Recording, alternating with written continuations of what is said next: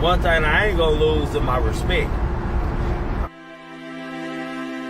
These niggas just want Trigger Man to acknowledge them sometime. That's it. I'm supposed to be getting my ass whooped today. I don't know. I couldn't find him.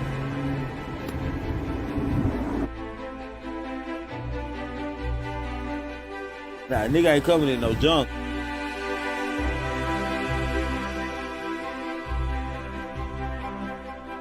Give a fuck about all that shit.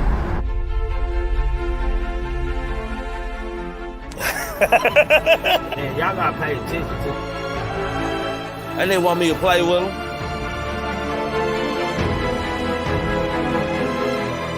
These niggas are goofy. Who gets on the internet and argue? Can do is think about hate. Think about scratching nigga a hoe.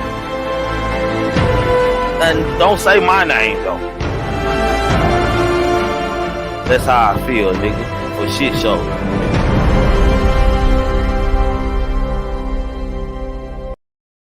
Without thought, you can't accomplish anything or become anyone in life. Keep a clear mind, keep your eyes open, pay attention to everything, everyone, including us. Never make us wanna know why? Excuses are tools used by incompetence, and I do mean incompetent. Individuals to build monuments or nothing. Therefore, you are nothing. Dirtbag nothing.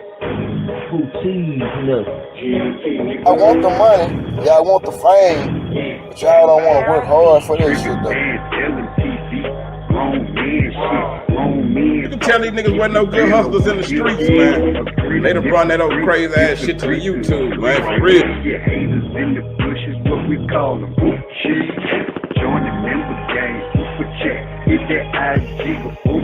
Why is everybody trying to be a motherfucker?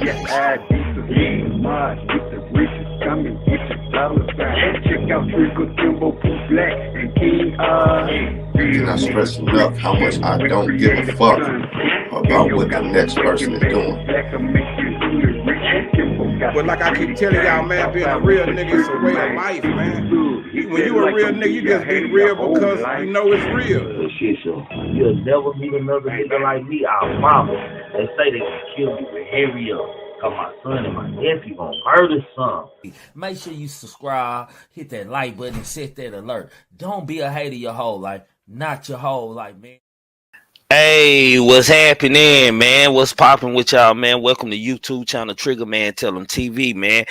Make sure y'all hit that like, that share, and that subscribe if y'all already haven't done so, man. Over here, you entitled to your own opinion. We can agree to disagree, disagree to agree. As long as we voice our opinion respectfully and respect one another, and keep it positive vibes over here, you are more than welcome to this chat and to this panel. How this show is, what this show is. This is the GMT, the Grown Man Talking Panel, man. Pooh Black, King Guys, Kimbo, Greedy, Tess, Lone Star, and myself, Triggamantellemtv, man. Ways to support the channel: join the member game. Membership start at $4.99 a month, man. Super chat, man. Hit the cash out. Anything counts, anything helps, man. For shit show, man. We all we gonna ever need, man. For shit show. How y'all doing out there? Salute to the chat out there, man. Salute to my mods out there, man. Salute to the member gang out there. Salute to the gang. Salute to any of my new subscribers, and most importantly of them all, salute to y'all looking ass niggas out there in the bushes, because I know y'all looking. I know y'all looking. So salute to y'all too, man. How y'all doing? Everybody okay, man? How was y'all weekends? Everybody weekends good, man. How it going down, man? How it going down, man? How y'all doing out there, man? Y'all hold on, man. Trigger man, hold on. Trigger man finna put something together. Hold on, man. Y'all hold on 1 second. Y'all hold on 1 second, man. Y'all hold on 1 second, man. Hold on. Everybody be still, man. Okay, I'll do that later, man. Anywho, man, let's get back to it, man. We got some things to talk about tonight, which is Kanye West, T.I., and YSL member being sentenced to 4 life terms, man. Fanny told y'all she wasn't negotiating with terrorists, man. But first, we got to start off, man, with the mess, with the hoopla, the who mess. And I don't mean just any mess. I mean real mess, y'all. Real mess, man. Cardi B and Tasha K, It's an ongoing beef, between the two of these women, man. As we all know, man, Tasha K has been very disrespectful about getting this woman no money. I think this is like her second or third appeal that she going up again. Am I not mistaken? Ain't this like her second or third appeal and stuff? And last time we seen Tasha K was on the Wednesday night show, man, with the girls and shit, man. Taunting about this money and giving this money away. I know some of y'all don't remember. Yeah. I know some of y'all want me to y'all need me to rephrase y'all brain. Do y'all need me to rephrase y'all brain? Cause that's what I do, man. Cause Tasha K has been playing a lot of games, man. Matter of fact, let me just bring up that video. Hold on, man. Let's go, man. Hold on, man. Let me get that video. Let's go. All right, Wino gang, and whiners. I know y'all be watching me. Let me put this water down, okay? Listen, I got a withdrawal slip, all right, for my last $1,083. Okay, I just checked my account. That news out there is really real. I came from Africa off the plane, and that's what I saw in the bank. But listen, I could use it, but I'm gonna give it to you. And the reason I'm gonna give it to you is because I feel that what you will need it for is way more important than what I could use it for, okay? I got $4 million plus other debts, but guess what? I think you could do a lot more with the money than I can. So what you're gonna do, right? We're gonna run a little contest. You're going to upload a video, you're gonna tag me, and you're gonna tell me in the video what you're gonna use the money for. And on Sunday, October 9th at 8 p.m. Eastern Standard Time on YouTube, we're going to announce the winner on my platform of the $1,083 that I'm taking out of my Chase account here, okay? And so hurry up, get those videos in so we can hurry up and choose this winner, and y'all can get this money before they try to take it, okay? So I got my withdrawal slip, and I'll see y'all on Sunday on YouTube, okay? Unwind with Tasha K. Let's keep it.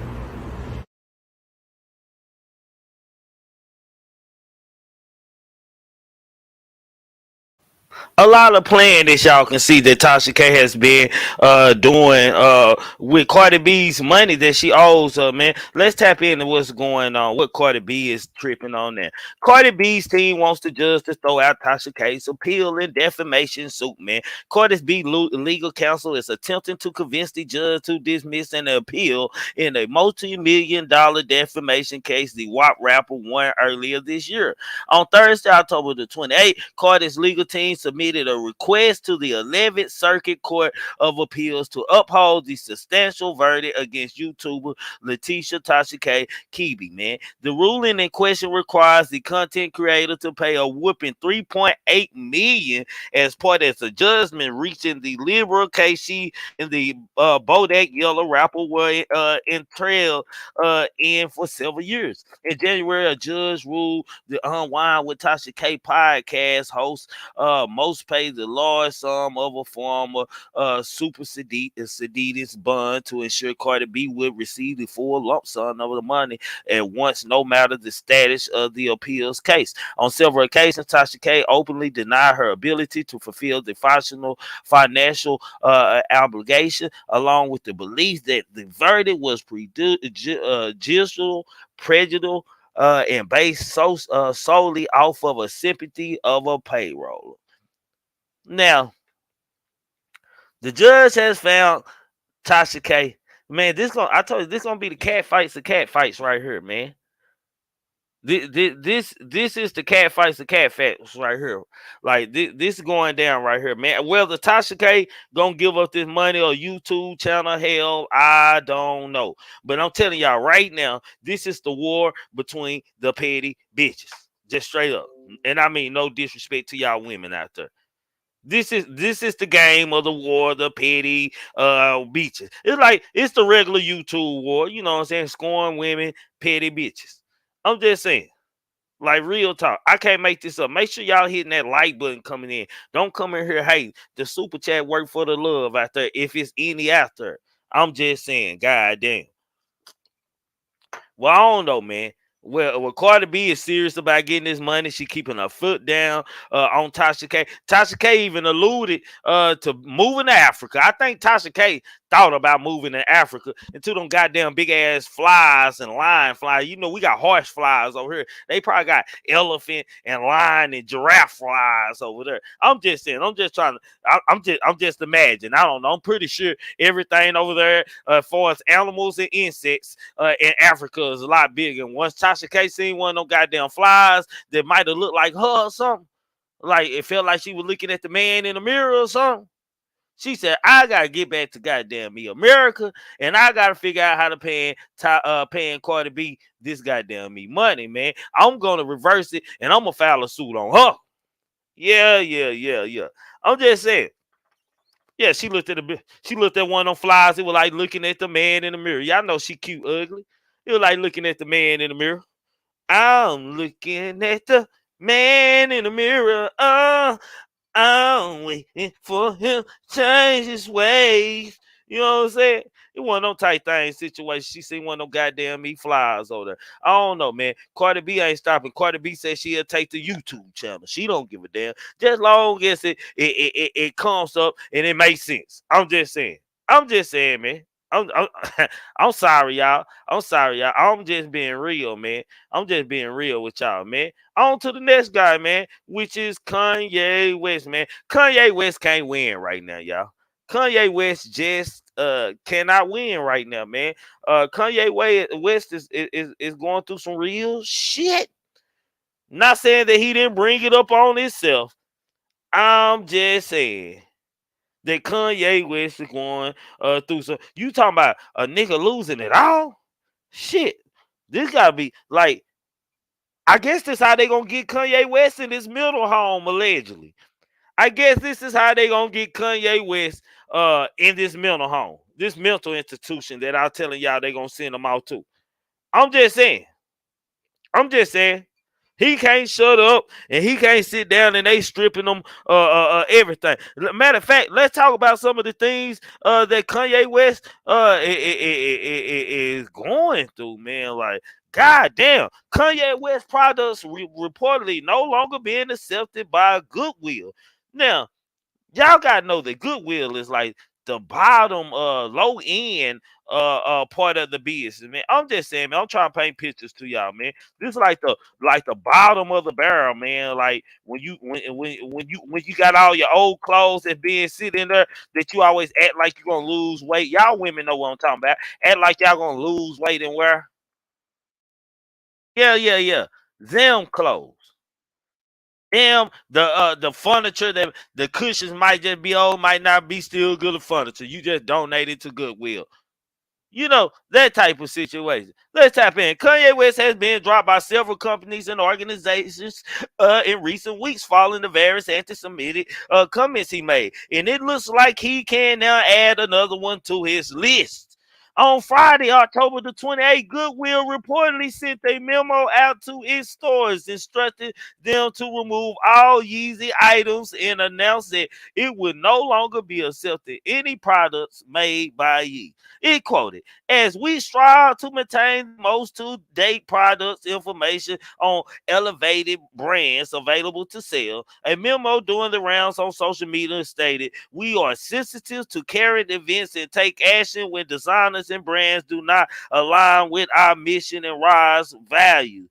The last memo continued. We are currently removing the sale of Adidas Yeezy brand products from all channels, retail stores, boutiques, e-commerce, and outlets, as well as from out elevated brands too. The memo went to explain that Goodwill's commerce division will no longer be accepting any Kanye West products and that it sees online sales of the product, while any Yeezy products found on the store shelves must be removed and placed in the trash. The reports involving Goodwill arrived at the end of tremendous week with Kanye West, who saw the dissolution of deals and Adidas, resulting of embattled rappers' net worth plunging from 1.9 billion to 400 million. His Thunder Sports Agency also lost NFL player Aaron Donald and NBA star Jaylen Brown as clients. after being hit with the $250 million lawsuit from the family of George Floyd and doubling down on anti-Semitic comments made across social media and several controversial interviews. Kanye West issued an apology to the Jewish community during an equal charge chat and premieres Morgan Uncensored. Now they got this Negro apologizing and doing everything else, but it's sad when Goodwill don't want y'all. I want y'all to understand this shit. It is bad, man. Y'all hit them like buttons, man. I hope I got 60 likes in here, man. I'm just saying, man. I hope I got 60 likes and I got 43. I hope I got my likes need to match viewers, man. Don't hate on the like button. If you're over here looking for some hatred or some hater shit, it's not gonna happen. Subscribe to the channel, hit the like button, man. And don't be a hater your whole goddamn me life. Not your whole life. Damn. I'm so tired of broken love. Lack of respect these days, man. I'm just saying. It's bad though. It's bad though. On to other news that Kanye West is also dealing with. Let's get on to it. Kanye West sued for $4.5 million by former business manager. Kanye West's former business manager has accused him of defaulting an 18-month contract. He carried a $300,000 monthly retainer. In a new lawsuit filed against Ye and several of his business, Thomas St. John claims their professional relationship began in March of the year when he was supposed to work with West on his business manager and accountant. According to the blast, the St. John claims that by the end of March, Kanye West was introducing him to the associates as his business manager, and by April the 12th, he was being referred to as the CFO of Donda. By that point, Thomas St. John had begun crafting a strategy for Yee's finances and had received a letter authorizing his company, TRJ, to receive all Yee financial records. As the relationship began to formally take shape, St. John demanded that Kanye West secure his services with a 2-year contract, especially as a TSJ would be forced to turn down other clients in order to focus on his project. In addition to the accompanying costs and risks associated with committing to defendants as clients, plaintiffs also needed assurance that defendants would not simply walk away from the business relationship. The lawsuit reads, Mr. St. John, however, proposed to compromise on an agreement with the minimum term of 18 months. Kanye West eventually agreed in a contract he said to have been drawn up, officially returning Thomas St. John as a Yee CFO and most senior financial advisor in exchange for $300,000 monthly retainer. Weeks later, however, West seemingly changed his mind and called a meeting to end the agreement. It quoted, at this meeting, Mr. West became heated and aggressive, the lawsuit claimed. He screamed at Mr. St. John and made clear he no longer wanted to work with him. When confronted by the 18-month committed that they had just been made, Mr. West stated words to infect the 18-month term with bullshit. And you're insane for even thinking I would stick to it, man. Damn. But Kanye West cutthroat around here, man. Like they mourn Kanye West down, man. Y'all want to talk about somebody getting mowed down? When it rains, it pours, and it's pouring. I got holes in my umbrella. And like, for real. This is bad right here, man. They are mourning down on Kanye West, man. Like, he look crazy in that picture. He gonna look like that permanently for real. His mouth just gonna stay open like that. His mouth just going, yeah. Kanye West mouth just going, and Goodwill don't want to mess with you. Shit, I look, man. Let me turn on my camera, man. Let me turn on my camera. I don't feel sorry, man. I ain't gonna lie. I might feel a little petty for him, but then again, fuck Kanye West, man. How about that, man? How about Zell apples, man? Say, check this out. When the low end of the branch, like Goodwill, if you shop at Goodwill, you like almost poor. Like for real. For Goodwill not to want to have business with you, it hurts Goodwill not to even have your products in there, fam. Y'all don't think y'all understand this. I don't think y'all understand this. It hurts Goodwill not to have Yee products in there. They probably make a lot of money out them Adidas and them ugly ass rain boots and whatever else, Yeezy toys and Yeezy boots and Yeezy balls, whatever the hell they got in there, Yeezy. I'm just saying, man. Yeah, Goodwill cut a nigga off. When Goodwill cut you off, it's bad, man. It's bad. When Goodwill cut you off, it's bad, man. It's bad. Now you got a business partner want to come out here. Like, it's a lot of suing going on. He got 4.5. He got $250 million lawsuit on. Boy, when they take a nigga down and let you know you a nigga, they make sure they take you down, man. This right here what Kanye West is going through right now. And what Kanye West has put his ass in right now, man, should be a lesson to us all. It should be a lesson to everybody. I'm just saying. It should be a lesson to everybody. It should be a lesson to everybody, man, how the game is and how the game go. Like, when you get out of place, they're gonna put you on place. He already don't apologize to the Jewish people, which means he's contradicting himself. He's been ordered, man. He feeling a little pressure. He wanting to release the foot out their neck a little bit. I'm just saying.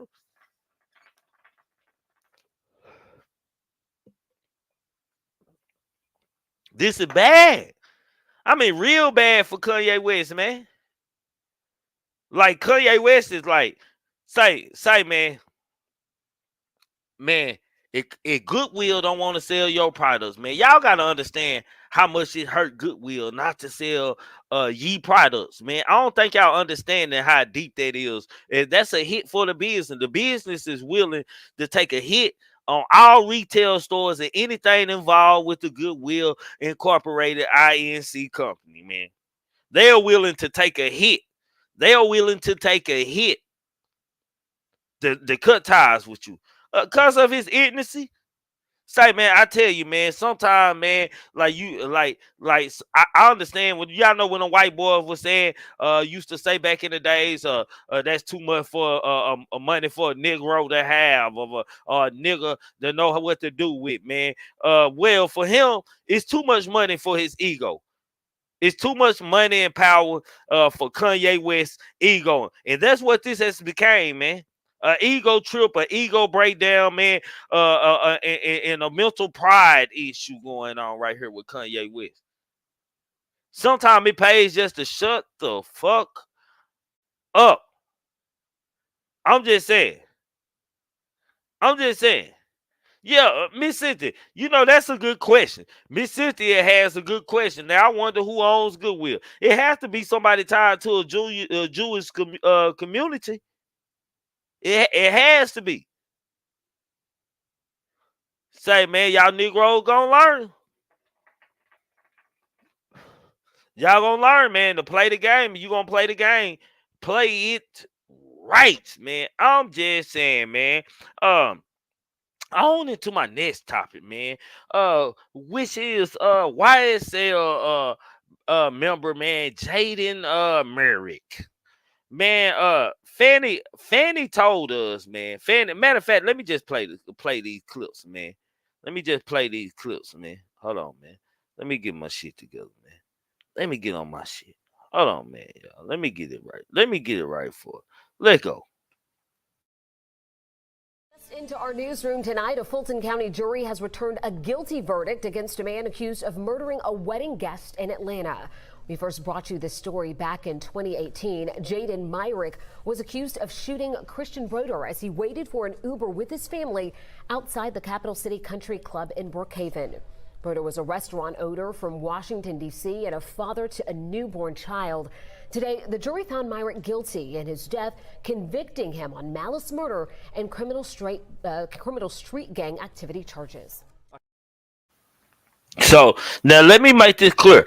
I don't know what does that murder has anything to do with the YSL gang. I'm gonna say no, man. I think there was just some self-greed shit, man, that was going on. He was just looking for a lick. And my auntie, let me read what's going on with this guy. For y'all don't know what this guy look like, man. Y'all just seen a picture of him, but let me put this picture up here so we can get a good look at this young dumb motherfucker. Let's get a good look at this dumb ass boy. YSL member right there. He a YSL gang member, man. In the article titled YSL RICO case sees his first conviction as teen gets 4 life sentences for murder. YSL affiliate Jaden Merrick has become the first person to be convicted following the sweeping RICO indictment that led the Young Thug and Gunner behind bars. According to Fox 5, Atlanta, Merrick was found guilty of robbery and murder in connection to a July 2018 case. Prosecutors argued that he and the co-defendant Torres Fleetwood approached four people outside of a wedding venue in Atlanta neighborhood of Brookhaven as they waited for a ride. Jaden Merrick is said to have led the charge, demanding the group's belonging, walking away with cell phone, wallets, and other values. One of the victims, Kristen Barton, followed the assaultants after the robbery and hopes of getting Merrick to return his driver's license. That's when authorities say Merrick shot Barter, at which point Fleetwood drove the duo away. Kristen Barter suffered a gunshot wound to the stomach and died a week later. Known by alias J-Man and Set Trip, Jaden Merrick was already in prison on the charges connected to the indictment, where he was named as one of the 28 defendants in the YSL indictment in May. During the trial, he testified that he was the first recruited into the gang at the age of 9. Now, we're going to get to that in a minute. He was 17 at the time was his original arrest. On Thursday, October 27, he was found guilty of 16 counts, including violation of street gang terrorism and prevention, malice murder, felony murder, armed robbery, criminal attempt to commit armed robbery, aggravated battery, aggravated assault, possession of a firearm during commission of a felony, and possession of a firearm by a first offender probationary. Merrick has been sentenced to life without parole. The sentence also includes 3 consecutive life sentences to follow the first, to be followed by another 5 consecutive years. Quote, I'm praying for Mr. Barter family and friends as they grieve the loss of their beloved husband, father, and brother. Fulton County District Attorney Fannie Willis. It is unconstitutional that a 34-year-old man who had his whole life ahead of him was murdered in such senseless act of violence. As the defendant testimony is illustrated, when young people are recruited into gangs, the violent crimes they commit inflict tragedy of their victims and also themselves, and they end up in prison. Man, say this man said YSL allegedly recruited him at the age of 9. At the age of 9. And Fannie shows her first strike. Yeah. Fannie put it down for y'all right now, man. Fannie, is this what you were talking about, Fannie, when you were talking about you would not negotiate? Hold on. Today, Fannie Willis also spoke on the broader gang issue that's affecting Fulton County right now, saying criminals should start expecting harsher punishments. Get out of this county or expect to start seeing sentences that go life plus. Because I am not going to negotiate with gang members. I am not going to allow pleas. We are going to find you. We are going to convince you.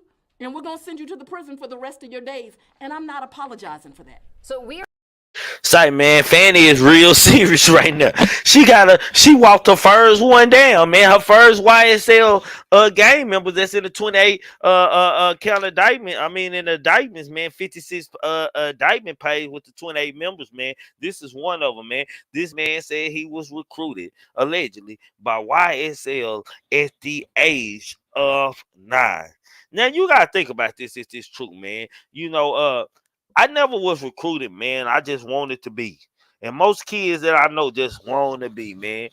For somebody to look at you at 9 years old, man, and not to see if you want to play sports first, like get involved in any basketball or getting involved in any football or anything positive, it just shows you the mind frame, allegedly, of what Young Thug and them in a YSL gang might be like, man. I'm just saying, man. I'm just trying to put it in a picture. And it's people like this, man. Ain't Fannie, my baby, Fannie Willis. Look at her. I see what her butt knows. Ain't Fannie, goddamn it, ain't playing that bullshit. She ain't. She's standing on all 10, man, with her, man. Y'all remember, y'all know Nay Unique, my sister, Nay Unique popping her sometimes 10 toes down. Yeah. She's standing 10 toes down for Fulton County in the city of Atlanta, man. And this Fanny reminds me of the Untouchables. She like Elliot Ness. She's cleaning up the mess. I know Young Thug, man. Just think about it, man. Y'all gotta think. Young Thug Nim is probably in jail, scared as a motherfucker right now. I can imagine, man. Like they trying to think who they can tell on right now. I promise you that. After seeing Fanny lay the hammer down on him, 4 life terms. 4 life terms, man. If y'all ain't hit that like button, man, make sure y'all hit that like button. That shit is free. That shit is free, man. I'm just saying the like button is free. If you want to show some love, my super chat works. Join my member game. Cash App, all that shit works. I'm just saying what y'all looking hating at. You gotta think about this, man. I don't know, say I ain't gonna even lie, man. Like, I don't know, man. Like 4 life terms, man. Goddamn me for his first murder. You at least thought he got 20 years or something. No. Fanny said she would not negotiate with terrorists, man. With gang members, she gonna send you away for the rest of your life. And she ain't feeling sorry about that. She said that because she already had this guy right here. This guy right, him. She already had him lined up. She already had him lined up, man. Him was lined up already. I'm just saying. She already knew she was gonna give a life. Like he the example piece. Like now y'all talking about Fanny. Fanny making moves, man. Fanny making moves right now. Y'all wanna know what kind of moves Fanny is making? The scare the shit out of you moves. Yeah. Fanny is making the scare the shit out of you moves right now, man. She's not bullshit. She's taking her time and she's gonna walk down each member of the YSL gang. This woman right here. Yeah. She Iron Man, Batman, Superman, Professor X in one, goddamn me. I'm just saying. He couldn't even mention anything and get any help around this bitch, man. He couldn't even mention anything to get any help around this bitch. What's up, relative? What's up with it, fam? How you doing? Yeah, man. Fanny doing what she was supposed to do. As she did her job, she did exactly what she set out to do. And these niggas, man, shit. I hate it for that young fella, man. Really. Hate it for that young fella, man. But this what come with it, man. You get yourself involved in shit at a young age, and man, shit. I don't know that brother upbringing and whatnot, but it's just all about choices, man. He chose it. Man, that's cold. Look, he already trying to cut his deal, man, with 4 life terms, man. That nigga finna do a lot of telling. He finna get some of them sentences off of him. They might have just passed the life sentences. Fanny might have just hit him with them life terms, man. Just to, hey, nigga, you can help you. You might can help yourself get 2 of them off, man. I might can grant you parole after 30 years or something, man, or 25 years, man. What you got for me, man, that you can bring to the table and make me put down your bosses? It's sad fact, you know, say that they at their young age that they're gonna try to do manipulate, you know what I'm saying? Hit you with how much, you know what I'm saying, time you could be facing, and you 17, you know what I'm saying? You're gonna think like, damn, I got my whole life ahead of me, like damn. Like shit. You don't want to start that shit, you know what I'm saying? Getting into adulthood with 4 life sentences facing you, man. I mean, but when you make these choices, that's some of the consequences of these actions that, you know what I'm saying, happen out here. Like, so nigga gotta have to that mindset and that preparedness, but it's different when you get in that courtroom, when you get in that interrogation room or whatever, and they face to face and they showing you, oh, this the evidence we got on you. Oh yeah, you was right here doing this and that. It's all on camera. Like, man, We got the tweets. We got the. Oh yeah, go ahead. He got and just the charges he got, man. 16 counts, including violation of street gang terrorism and prevention, malice murder, felony murder, armed robbery, criminal attempt to commit armed robbery, aggravated battery, aggravated assault, possession of a firearm during commission of a felony, and possession of a firearm by a first offender probationary. Man, like shit, I'm like more charges than the motherfucking hell right there.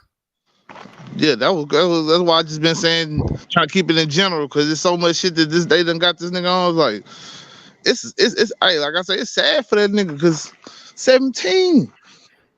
I just think I see that 17. I'm like, damn, man, I hate that for that brother, man. At the end of the day, no, you know what I'm saying? Like, he made his choices though. It's like, you know what I'm saying, when you make that bed, you was doing it to come up, but what happened when, you know what I'm saying, everything start crumbling down? That shit only, you know what I'm saying, seem good in the moment. But in the long run, shit, when you have to be, you know what I'm saying, faced with everything you did in life, is you gonna be satisfied with whatever the consequence come from that shit?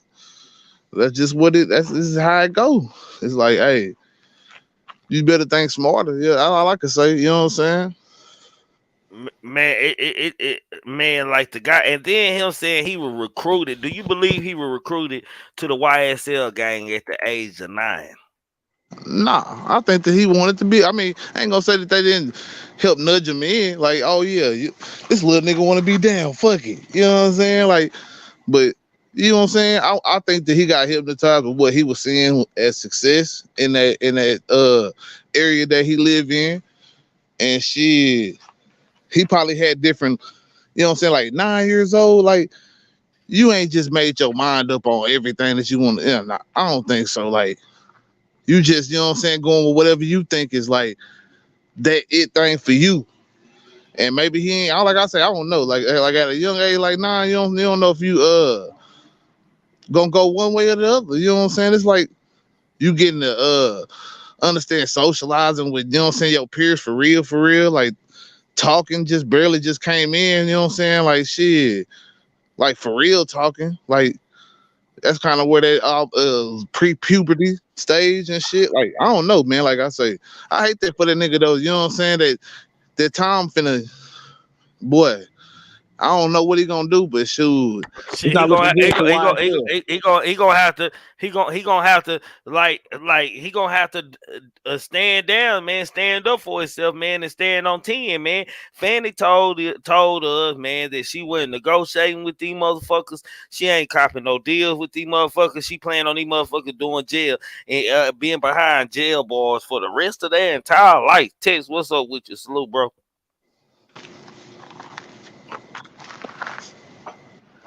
For shit show. But y'all, hey, hold on, man. We got 97 people in here, man. That like button for free, man. Y'all hit that like button, man. Don't be a hoe to the like button, man. Don't be a hoe all your life, not your whole life, man. Hit that shit. That shit free than a bitch. I promise. Subscribe to the channel, man. Share the video, man. Show some love, my nigga. If you don't like what you looking at, get the fuck up out of here. Looking at. Yeah, this was a young brother that was manipulated at a young age. I do believe that he was recruited because you know what I'm saying. That's when you do recruiting for soldiers. They at a young age. This is the art of war, and you dealing with street dudes that need soldiers to get out there and put in work, serve the work, do what needs to be done. And the younger the better. If you follow the line of Young Thug, you know what I'm saying. His history was he been out there since he was a young dude. He been putting in work. That's why he gained his notorious name due to when he got into the industry. People already knew who he was from his city, bro. You know what I'm saying? I can recall a story of a guy came out of East Dallas Shiloh Village apartment complex where it was all love between the kids in the apartment complex. But when this individual shifted and had to go stay with another custodial parent, you know what I'm saying, in Oak Cliff, the first couple of days out, shit, he went out to go play. Shit, he was being recruited by gangs of UNC and Crips and all this other type of situation. You see what I'm saying? So it does happen because this has happened before. You know what I'm saying? But when you're young of age, Well, you know what, Tex? You know, when I was growing up, we wanted to be in gangs and shit. Like I never had anybody or never was around. I ain't gonna lie, I was never around nobody who were older than us that promoted us. They'd tell us to get our ass on, but once we were showing that we were down and it wasn't no saving us, shit, they'd tell us to move around and shit like that. But I never had anybody like an older OG or this and that. It's always that I wanted to be. That's what I'm fascinated. And if I were fascinated by it and wanted to be, a motherfucker would entertain it. So I don't like to say that's recruiting. I'm pretty sure that's how it went. But if Young Thug was recruiting motherfuckers out here, man, we ain't even talking about a rapper then, man. You know what I'm saying? yeah, and that's why it's getting deeper as we go along and we finding out information. You know what I'm saying? I believe that if you're a young child, you just want to probably be loved or probably get some attention from your brothers or your peers. You know what I'm saying? So how do you do that? You usually associate with things. That's why we had boys clubs back in the day and things of that nature. But then when you got gangs out there and they look like the hip thing to do because they doing the hip things, they have them maybe a little bit of money, they got cars, whatever, it looks fly and shit sound good. You know what I'm saying? You're gonna want to fly with it. You know what I'm talking about? But it's different for some individuals when they know like what that gang involved. It ain't involving just fun times all the time and it looking good all the time. It come with something. You know what I'm saying? So some minds at early age can say, nah, I don't want no parts of that. But then there's other influences being that this is the neighborhood, this is where you stay at. You're gonna have to see it a lot and you might get pulled into it, or you might stand your ground and say, nah, I'm good. I fuck with y'all cool people, y'all stay in my neighborhood, but you know what I'm saying? I don't want no parts of that. But that when you dealing with a young-minded mind like 9 years old, of course you're gonna be influenced and pulled in, and you know what I'm saying, maybe even recruited. So in that case, you know, you signed up for this lifestyle, and it wasn't like they were trying to push dudes through college and turning them to grad students. Nah, they was taking them through the ranks of the street gang. Look, this guy need to be knocked off. We need to go drop some work off here. You know, we need to go pick up this and this for the spot. You know, whatever. Cause allegedly that's what I think he's claiming to be a YSL hitter.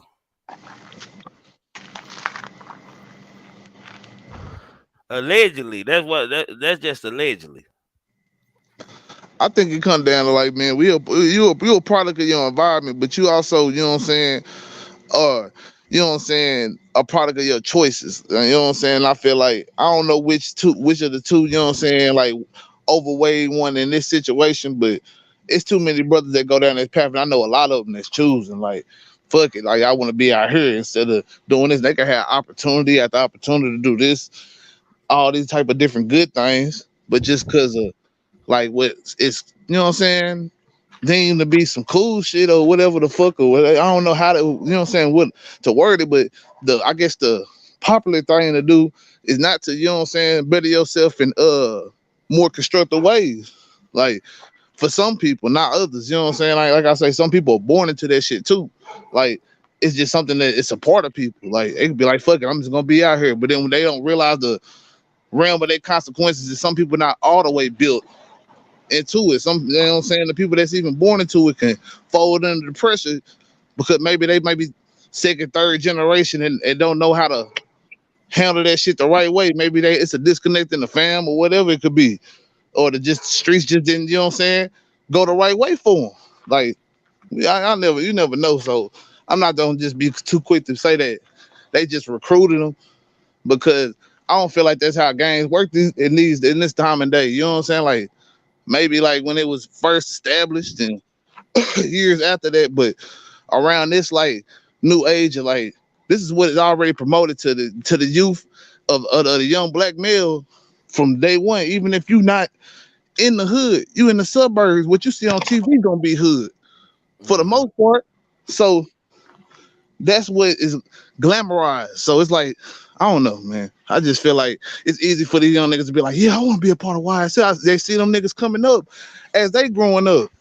And it's like, yeah, I want to be a part of that shit.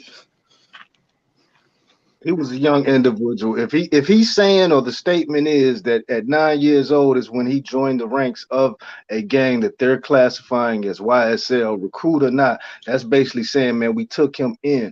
You know what I'm saying? At that age, anybody can know you've been manipulated. So you probably didn't have no, unless your father or your mother, you know what I'm saying, was associated, or they had a say so, or they wasn't around. Because when you recruit something, you taking them in. You probably offering them. So we got you, little man. You know you ain't got no daddy around. We see you in the neighborhood. Ain't no telling. You know what I'm saying? But in the same sense, at 9 years old, you know that's manipulation, because there is no adult pushing in a direction and say, hey, if we know this is a gang and what it's going to call for, we see the effects now at 17 or however old he is now.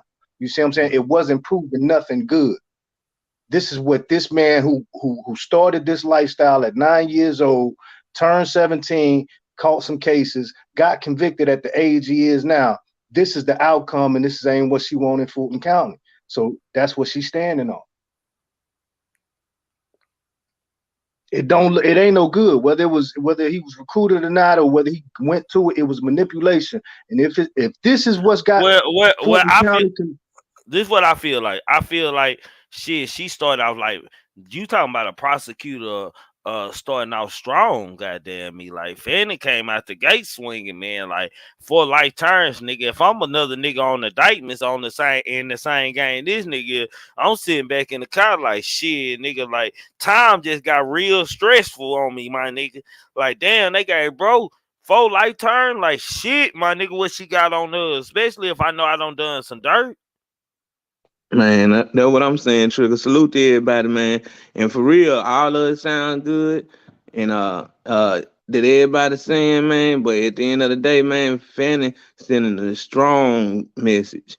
Like for real. Like she's sending a strong message of how this thing finna go for them. And it may get some people to start talking and try to cut some deals too. So she may have did that for that reason too. But I'm just saying, like right now, I don't want no YSL nothing. I don't want no YSL clothes. I don't want no YSL cologne. I don't want nothing to say YSL, cause the way they doing it with them 3 letters, it gonna get real ugly on down the line. But I think it probably will pressure some people to sort of start taking some deals out of this. You know what I'm saying? And that's what she really want, probably. She want a lot of them to just go ahead and plead out on a lot of this shit. They're going to make her look real good. They don't want to have to go to trial and go back and forth on who did what. They just want some people to sort of go ahead and cut their losses and take their charges. I don't know. I just believe I know how shit is, my nigga, and I know how going to jail with niggas and shit, and just having it's a nerve wracking when the nigga when y'all go to rooms, they take him into their room and they take you into this room. It's just the thought of even like trying to keep the code, like just staying silent. Like I know my nigga ain't gonna tell, because really a nigga mind thing when y'all both walk in that door, y'all looking at each other, y'all both thinking, nah, bro, I don't know what fam finna do over there. I know both of y'all probably looking at each other like that. Like don't nobody know what's going on. Like this nigga got 4 life turns and shit. He already on the ledge started talking about he was hired for pay to murder and shit. Like what's going on? And that's what'll make the cut right there, because that'll cut so deep that a nigga say, damn, I gotta look out for me. You know what I'm talking about? Because now your life is in another man's hands, because you don't know if he taking a deal in the next room. That's why it's always been solid to try at your most. If you do any dirt, do it by yourself. But when you're dealing with gangs, it comes a lot of dirt because it's a lot of people involved. They gonna do their own thing on shit, but you might be in a certain position. That's an associate of you, so y'all got to take that lick together. You see what I'm saying? But now when you're dealing with the court, everybody got to take that lick because it's associated. It's RICO. You see what I'm saying? Everything comes full circle because y'all are all associates. So anything that man might have did representing what you represent, we tying that in. You see what I'm saying? So you looking at that like that conviction he got, that probably was the deal. Ain't no telling what else he probably had tagged on that they didn't tell us. Okay, shit, that ain't no deal, bro. That ain't no goddamn deal, bro. Like, man, hold on. hold on, Ted. No, I can't let you. I gotta read this again, goddamn, because shit, I understood where you were coming from with goddamn, man. The nigga was charged with. Hold on, let me make sure I got all this, man. 16 counts including violation of street gang, terrorism and prevention, malice murder, felony murder, armed robbery, criminal attempt to commit armed robbery, aggravated battery, aggravated assault, possession of a firearm during commission of a felony, and possession of a firearm by a first offender probationary. So he has 16 counts, and those are the 16, or those are also tacked into the 16. No, that's them the counts. That's what all he was hit with. That's what I'm saying. So and then he hold might have got on. some I of think them. he got some more. He was saying Merrick has been sentenced to life without parole. The sentence also includes 3 consecutive life sentences to follow the first, to be followed by another 5 consecutive years. Yeah, that's what he was sentenced to, but we don't know what he was found guilty on or what he took pleas on. You see what I'm saying? Because he gave a statement. He gave a statement for a reason. At that point, what good is it? Like, what sense does it make to make a play if you still gonna get 3 life? Like, you not getting out on 3 life consecutive. You're dying in that bitch, fam. Like, why would the nigga even cop out to even help himself? He ain't helped himself none. If you ain't knocking me down to 1 life sentence or the 25 years to life, then you ain't done me a favor. Man, if what? you got a life sentence, If that was a deal, then he must was facing the death penalty. If that was a deal, that's what I'm saying. Like, you gotta, it's probably shit we don't really know, and then he might have not had no lawyer. He might have had a public defender, and ain't no telling what he's shooting in his ear. You know what I'm talking about? So it's a lot to weigh out. But you already see he giving up something that he ain't finished. You taking. gotta think about it, bro. The nigga ain't finished, bro. Shit, he still got YSL charges to come along with. And that's what I'm saying. So, you got to put your life in your hands right now. Like you said earlier, bro, it hit hard when you really think about it, but it might be the facts, bro. Right now, they probably sitting in jail dreaming about who they could tell on. They could just, you know what I'm saying? Like, damn, who the fuck could help me out? Now, she already said we ain't taking nothing, nigga. We doing it. We going all the way. So, nah, for shit. So like Jude said he can appeal. Like, shit, I don't know, like 3 life sentences, man. That's like hard to just say I'm gonna fucking appeal, fam. Like, for real. Like, that's a lot of, like, they got him red-handed. Like, it ain't like this charge is like the judge can give you anything he want to, man. That's what we gotta understand, man. He's already guilty of this crime, man. Everything, like, it seems like he didn't have a mask on or none of this shit. These niggas just out here just robbing motherfuckers at a wedding convention, coming out of a wedding ceremony, man. Nigga robbing nigga coming out of a wedding, man. Like, come on, man. Like, how roachy is that, man? YSL, like, Thug ain't even taking care of his niggas right out here, man. Young Thug ain't even took care of his little homies right, man. When them niggas out there robbing citizens and shit, hell, them niggas should be running traps or got a store, a clothing store or something that they work in and run, or a club or something, nigga. Like, nigga Thug really wasn't moving right. That's what this starting to open my eyes to. Like, Thug wasn't just moving right as I thought he would have been. He ain't smart as I thought he would have been. Like, I would not imagine that Thug was in there, man. If y'all ain't hit that like button, man. I'm trying to get to 100 likes real quick, man. Hit that like button, man, for shit show. Quit being a hater, man. It's free. But Trigger, that's money make friends turn to enemies too. So, I'm not saying that's this situation, but you got to think, if I'm coming up in a situation, I'm entering into the industry, and I might be trying to cut ties with certain associates or certain organizations or whatnot. You know what I'm saying? I might be trying to cut. I might not be trying to cut. I might be good where I'm at. I might make the choice to say, hey, look, but if I start not dealing with certain people might not have the same mutual respect as that. Extortion might start. You know what I'm saying? Hate might start. Jealousy. You know what I'm saying? Mm-hmm. It's a lot that goes into, cutting off associates. Some people don't just like to part ways on good terms. You know what I'm talking about? They get the pocket watching and watching you and shit. You know what I'm saying? So, these are things you got to look at. So he might have stayed associated. He might not have stayed associated, but some things still occurred underneath a name that's what they bring the RICO on, that YSL. You know what I'm saying? So, it's a bad situation. That's what the lawyers is for, though. You know. And you got to look at it just like this.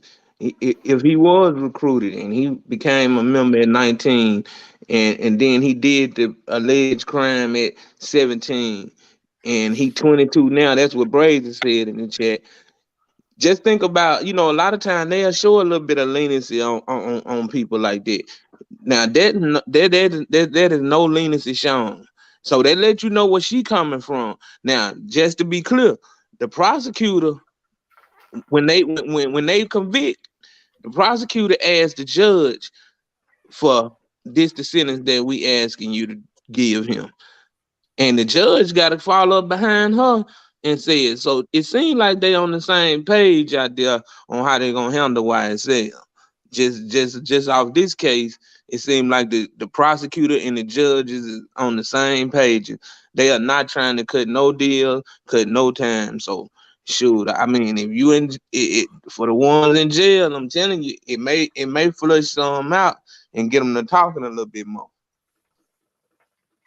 Man, but at the same time, man, like Fanny showing us that she's standing on what she's standing on too, man. Like I feel like this first guy was the example piece. Like, say, my nigga, y'all thought I was bullshitting with you. You just see what I just done to him, and y'all don't think I'm finna like her. Cause Fanny, like, it's safe to say for the next 2 years, Fanny has a busy schedule, man. She got the drug rich gang indictment members. She got the YFN members going on. She got the YSL gang shit going on.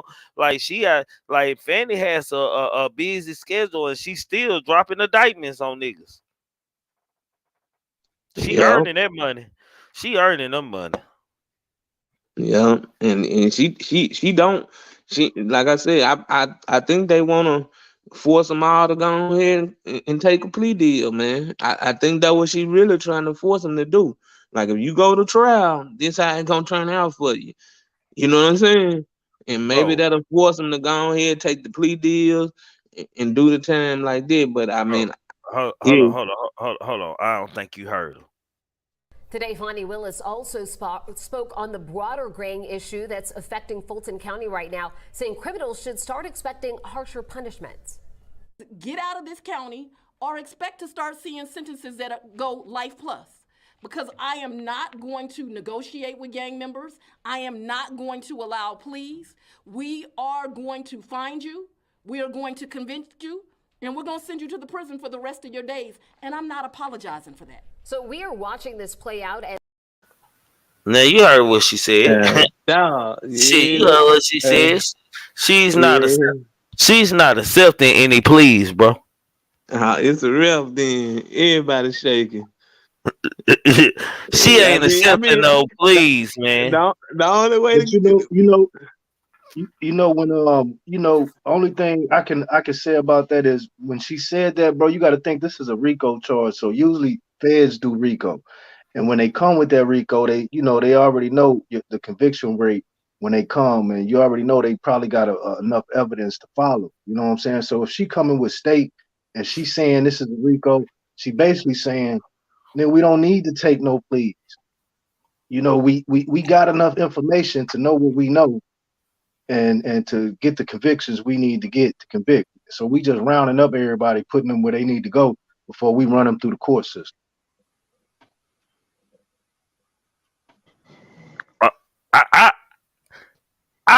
I agree in somewhat, man, but I believe what she said, man. She ain't copping no pleas, man. I think this is her legacy, man. This is her notoriety, man. Right here, man. When you look at yourself as a lawyer or a district attorney of a county or anything involving state, man, this is her legacy right here, man. This is what she's here. Like this even gonna make her or break her right here, man. The more niggas she get convicted, man, the bigger she is, man. When I say big, I'm talking about mayor of the state, man, Senate positions and shit like that. I'm thinking governor. I ain't gonna lie. Like she like about 28 of these niggas, man. And man, that's just why I said Bro, Jalen, you think that them white folks ain't gonna vote for her? She done locked up she locking up a lot of niggas, man. Yeah, that's just 28 on YSL alone. I don't even know how many for YFN or YON, whatever it is, whatever Drug rich gang. yeah, that's I ain't gonna lie, man. Yeah.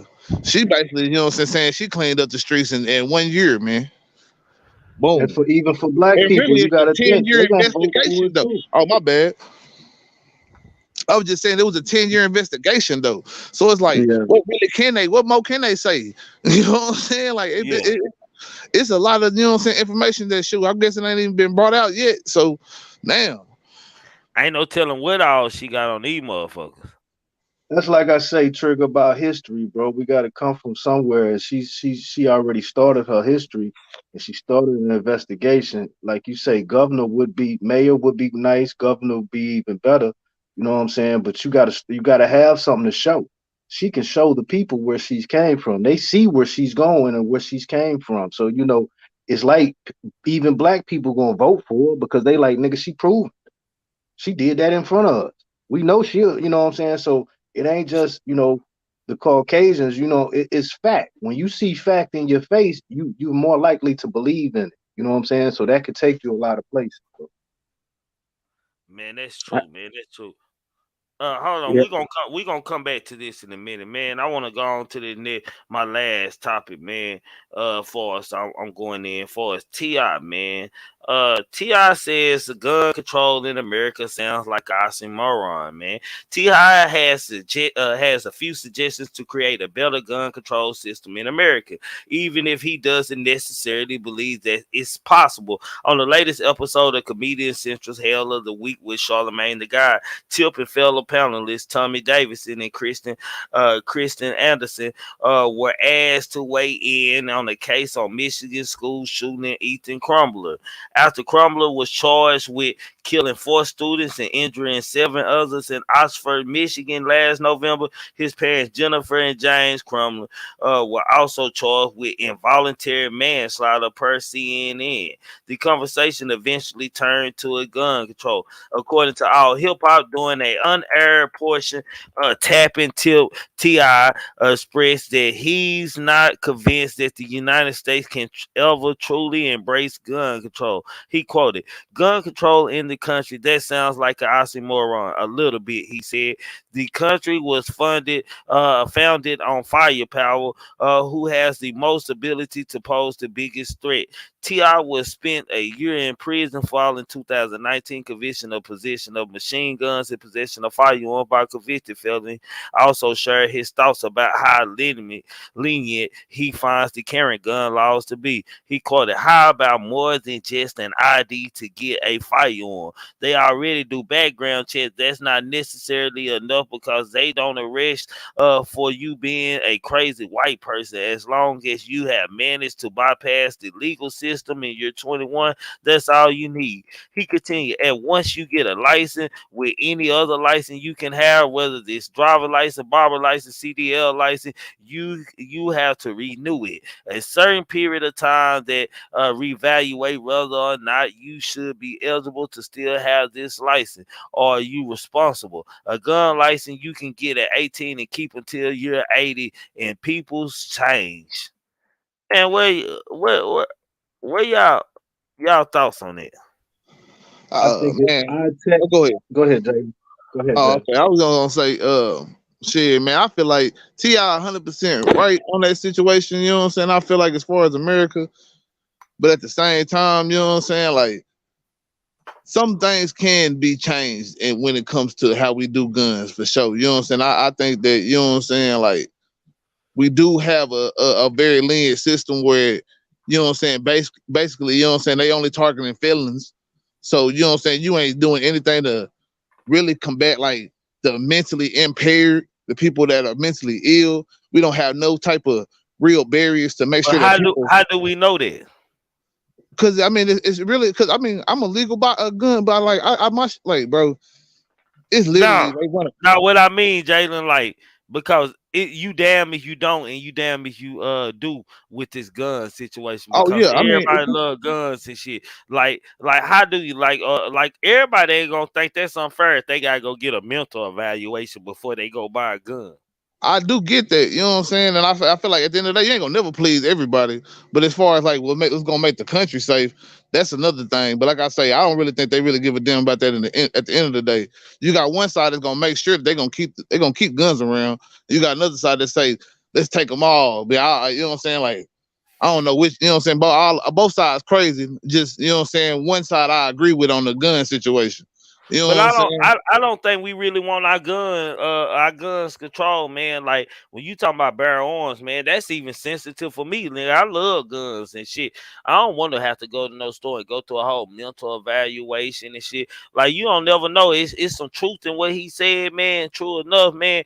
But still, goddamn me, shit. If I don't pass the legal system, man, that's just a chance we take, man. I think the problem is, man, we don't have the right security for these places that most of the mass shootings are happening at, for as schools and certain places and shit, like concerts and big venues and shit. It's not the proper setup security, man. If y'all really want to control security, you should have at least military trained people on site ready for that, man. Like it's like the situation in Las Vegas that time they having the country people concert, and the dude was shooting them people from the hotel one day and shit. Like, bro, it's almost impossible to know that a guy gonna be sitting out his motherfucking window, man, unless you sweeping every floor or you got somebody scanning the building for his drones riding by us and with X-ray vision or something. The I oxymoron, go ahead. the oxymoron is the fact that, you know, we have a country that was built on artillery and having the best and biggest artillery to prove that nobody can mess with us. And if you want to be our allies, come get with the guys with the big artillery. But then here it is, we'll sell artillery in our own state, which there is no real war unless it's just the people against the people. So because we have the right to bear arms, okay, we'll let you bear arms, but then when something crazy goes on within our own country, with it was supposed to be this big brother country where everybody's supposed to look like us, in our own country, we're having reactions to having too many guns here. You see what I'm saying? So being that we have too many guns here, we're trying to figure out, oh, what's going on. But when certain cultures like Black people got together and bared arms for their community to protect their communities from any injustices, it's like they came and burnt that down. Now we're to a point we don't protect our communities. We try to protect ourselves, but with our arms bared. Like, hey, if you say something I don't like, that's where the violence come in, because we're not really protecting anything, because guns are made to kill. Why are we killing each other? What are we protecting when we're taking, we're robbing, we're doing senseless acts? No, we're not protecting any. That's what the weapons were made for. So it is an oxymoron, because when at a time when we did start to bear arms, we was shunned and shut down and infiltrated. But we wasn't doing nothing wrong with our arms, but telling people, hey, no, this is what we're doing. We're abiding by our right and taking care of our community. So when they infiltrated that, now it's like, well, what are we bearing arms for? Everybody got guns and they just acting tough and doing senseless violence, crazy things with it. You see what I'm saying? So it is kind of like an oxymoron. It's oxymoron in a lot of ways. That was well put, though, for sure. Shit, for sure. Well, and see, this is the thing about it, man. You know, as much as people want to say, take the gun. Now, do it need to be more regulation on how you get them?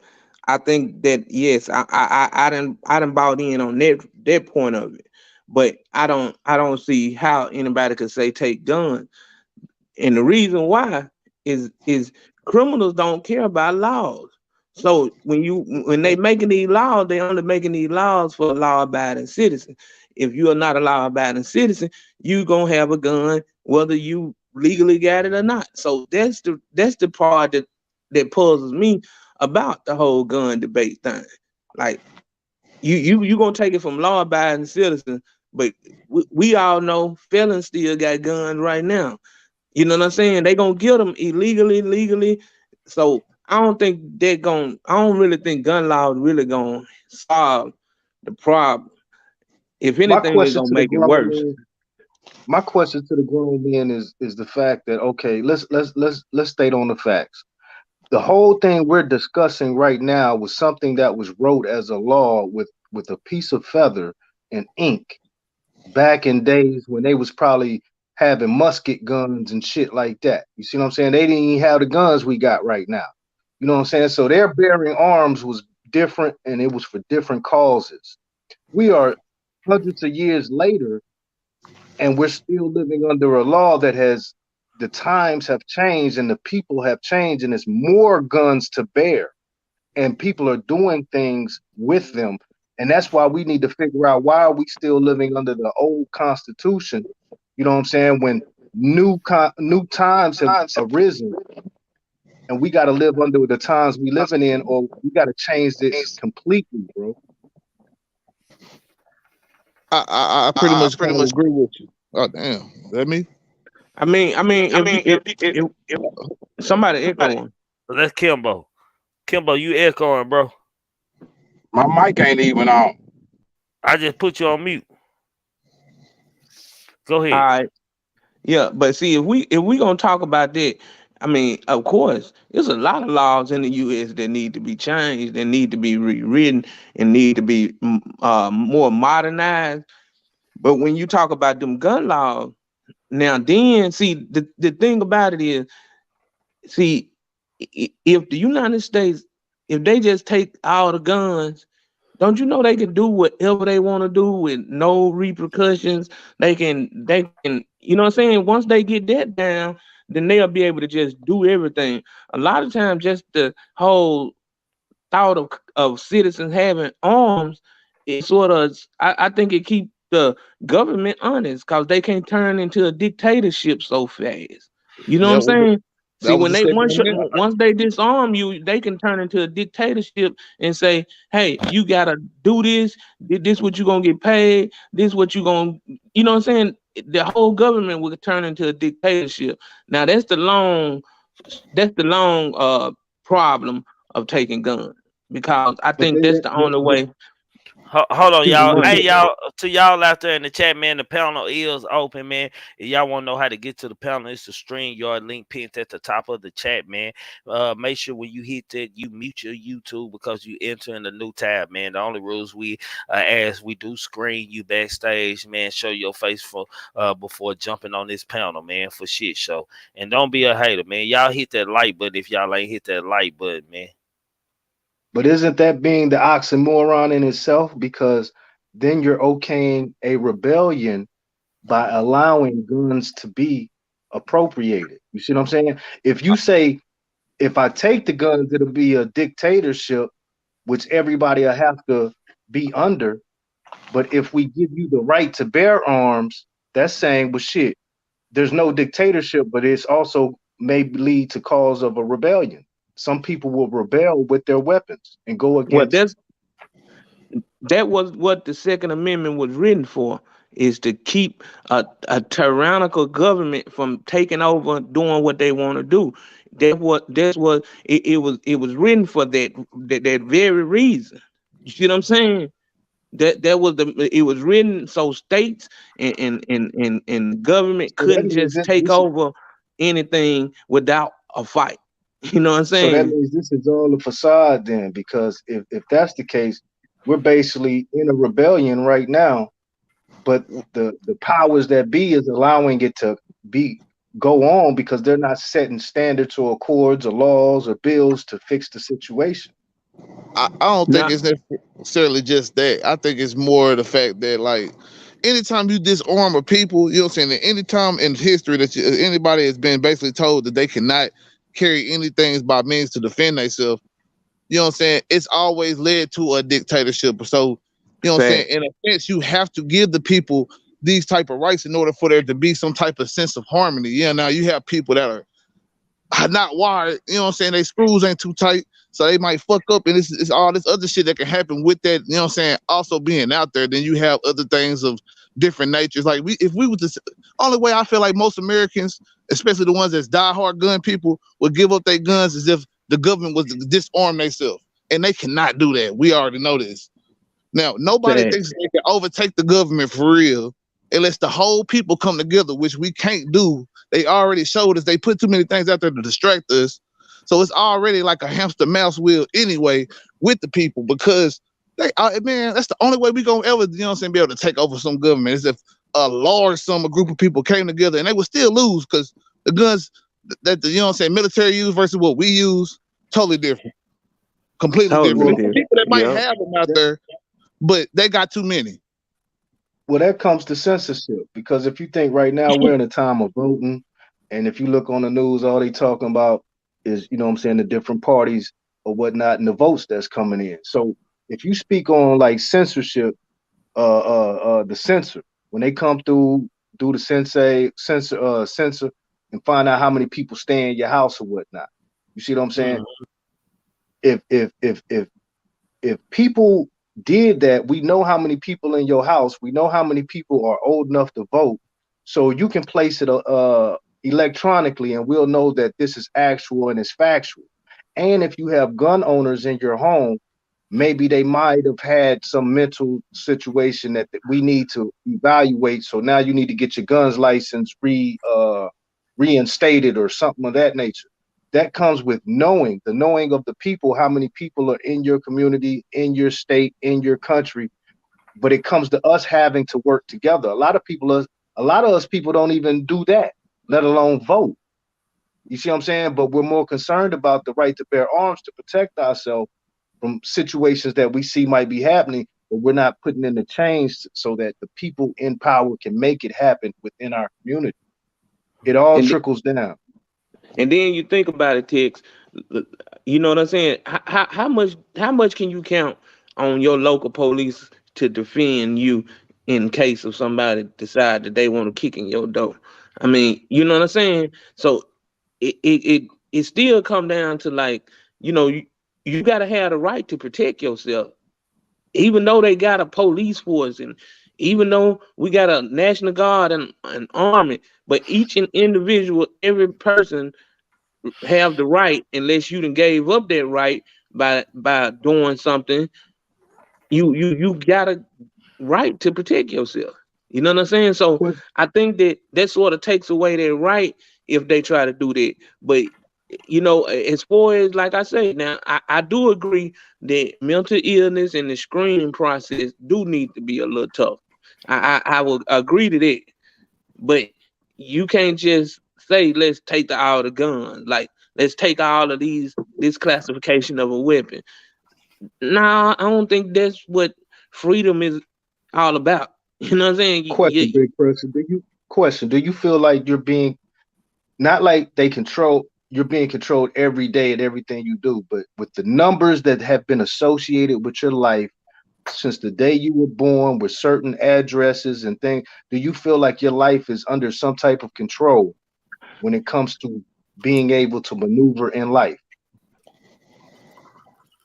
I mean, to a certain point, I think it is some control, but on other levels, I do believe that, you know, I still believe in, you know, you could still do what you put your mind to, and you could be something still in this country. So I'm not so much stuck on, oh, I was born here, so this is gonna be my lifestyle. No, I think that you can change those circumstances. No, even if you choose to move, you is still some type of control of knowing about how your life is going and what you can and can't get or can do because of credit, numbers. You see what I'm saying? There's some type of control. So being that all of us are basically documented, we have some type of what's that, paper trail. We're making a paper trail every day. When we swipe a credit card, when we use an account or something like that, we're leaving a paper trail of our life. All right.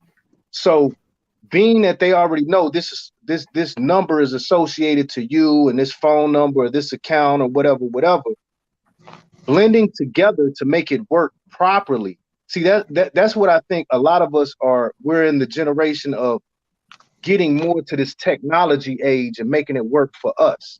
You see what I'm saying? Because we can make it. That's what we're doing on this channel. We're making it work for us. We're talking to make it work, and we're leaving something behind that our children or future minds will see, and they'll put it together, what we're talking about, and understand it and make that shit work perfectly. We are all being really controlled. Hold on. Salute, Kimbo. How you doing, man? Salute. Big pressure, big text, everybody, Salute, man. Kimbo. Chilling, Trig. Man, Big Pressure had hit up a good point a few minutes ago about that Second Amendment.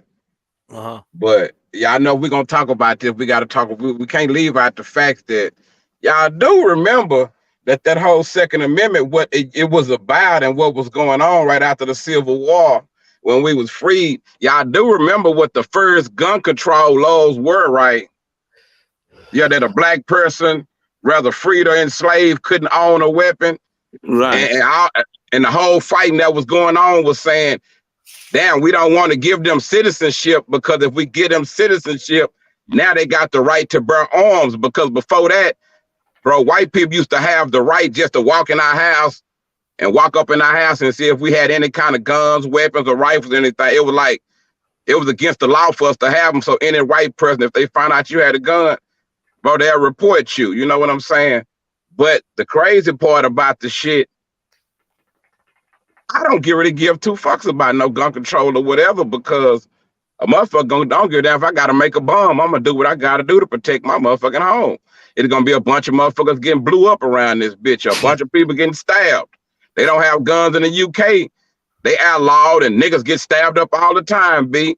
Niggas gonna find a way to kill niggas, because we was killing before guns. But I think with them, and why they got their panties in a bunch about this gun control, bro, it's because all these schools, bro, it started because of us. They try to act like if we got the guns, we was gonna be the damn fools, which we are, because we kill each other. But shit, now they got, you know how they put the crack in the hood, and they was like, it's their problem. But when the crack got outside the hood, it started getting in the suburbs and shit. Now it's our problem, it's everybody's problem. Bro, they fuck each other off more than anybody with these guns, these mass shootings and all this shit. So it's like, it's all a game, because the NRA got too much power, just like them damn pills that steady killing people, bro. If them all can sell you some shit that is supposed to be for diarrhea, but it's gonna kill one of your kidneys, it's gonna make you start having thoughts of suicide and all this shit, bro. Yeah, if like them same people, commercial, goddamn me. Yeah, watch this. If them same people to showed you, all the NRA got to do is have them more lobbyists, have more people on their side, and it ain't nobody that could go against them, bro. It just we living in a fucked up, they say a social construct, to where it's not about right and wrong. It's about who got the most votes. Remember, it's about who got the most followers. Then we started feeling to the effects of the bullshit that we caught up in. We can complain all we want, but they gonna do what the fuck they gotta do. You know what I'm saying? The hoe don't give a fuck about us, man. I done tell everybody, man, protect yourself, man. Get you a bunch of slingshots with poison in the motherfuckers if you got to. But protect yourself, because one thing I do know, don't nobody, no real niggas give a fuck about no permission to do a motherfucking thing. Half the shit nigga do every day, they ain't got no license for it, or they ain't got no permission for it. You know what I'm saying? A lot of times the TV, I say this all the time, y'all. A lot of time the news and shit, they be talking to white people. As niggas, we just be getting in their motherfucking business, trying to include ourselves. Sometimes they ain't even talking about us. For real. That nigga telling this one of them times. That's the truth, though. Shit, for real, though. This one of them times, bro, for real. Y'all know I ain't gonna bullshit y'all, because y'all know we gonna do what we gotta do regardless. And even when it was illegal for us to have guns. Shit, grandpa was a gangster if he had 12, he had hid out in the woods, he had a tree cut out, he could hide inside the tree or whatever. You had some people, they knew, shit, if they got them, we gonna have them. But this is what's unique about America, bro. We built off that shit. That's our pride and joy. Guns, weapons, shooting, killing. Hey, man. It wouldn't be no USA if we didn't have the right to bear arms. This whole be weak in the motherfucker if everybody couldn't have guns, and they wouldn't be the same place. Fat. Pooh That's Black. who we are, shit. Hold on, Kimbo. Pooh Black. I know he at work. Pooh Black. What it do? Yeah, I know you at work, man. I was gonna let you tap in. I'm chiming in. I'm chiming in. I ain't gonna okay. fuck this conversation up. I'm listening. Okay, go ahead, Kimbo. Shit, I thought you was on the break or something. Hey, then watch this. Not to be funny or be disrespectful to my weak ass race that I'm a part of, because I love y'all to death. But y'all, they know they can give y'all every goddamn gun they got, every tank they got, every motherfucking missile they got. They know y'all ain't gonna do nothing but kill each other with the motherfucker, so they not worried about y'all. I'm gonna keep telling y'all, they worried about each other. They like that shit, that insurrection, January 6th shit, how they tried to sack the Capitol, and like bro was just saying about the Constitution was put together because this and that. Shit. Once you go sack the motherfucking Capitol, the Constitution, all that go out the window now. And like when the Confederates tried to take over all that, like if you get a civil war with civil unrest, all that, that's why we had so many of them being rewrote so many times. Let's say if the Black Hebrew Israelites and the KKK get together and say, we're gonna go take over America, and they go to the White House and put niggas in chokeholds and threaten everybody and take over, believe it or not, but whichever dumbass ideas they come up with, that's what we gotta follow until somebody go take their bitch ass back over. They might say all white boys, the only one can wear gold teeth or some shit. Hey man, we'll be stuck to that dumbass shit. Mm-hmm. And that's sad. You're on point, because if you look at the news now, look, Nancy Pelosi husband just got attacked. Man, come on, that shit. Man, who you think they talking to, man? Yeah. They can't even keep the motherfucking meat. They can't keep the Senate safe. That ain't the first person. They can't keep shit coming from their way. That's what they trying to protect. Man, come on, man. I see what you're saying, bro. We live in different times, bro. We live in a different time as far as they shit is in danger. It's kind of funny to us. We listen to it and we talking about it, but in the hood, we don't see none of these problems they talking about. No need for no gun control. We still dealing with the same niggas and the same shit we been dealing with. It's different to them now. They being attacked now. That's because America is so divided right now, bro. That's their problem. Big facts. Them hoes don't even like each other. Hold on, man. Let me let Jules, man, tap in, man. Go ahead. What's up, bro? Oh yeah, hey, salute to everybody. I'm just like my man, Pooh Black. I'm just listening, and I'm right on target with Kimbo and Tex and everything y'all said, man. It's been real good. I seen you come in. Certain people don't come on panel. I want to make sure that you didn't want to tap in with the dialogue. Go ahead, man.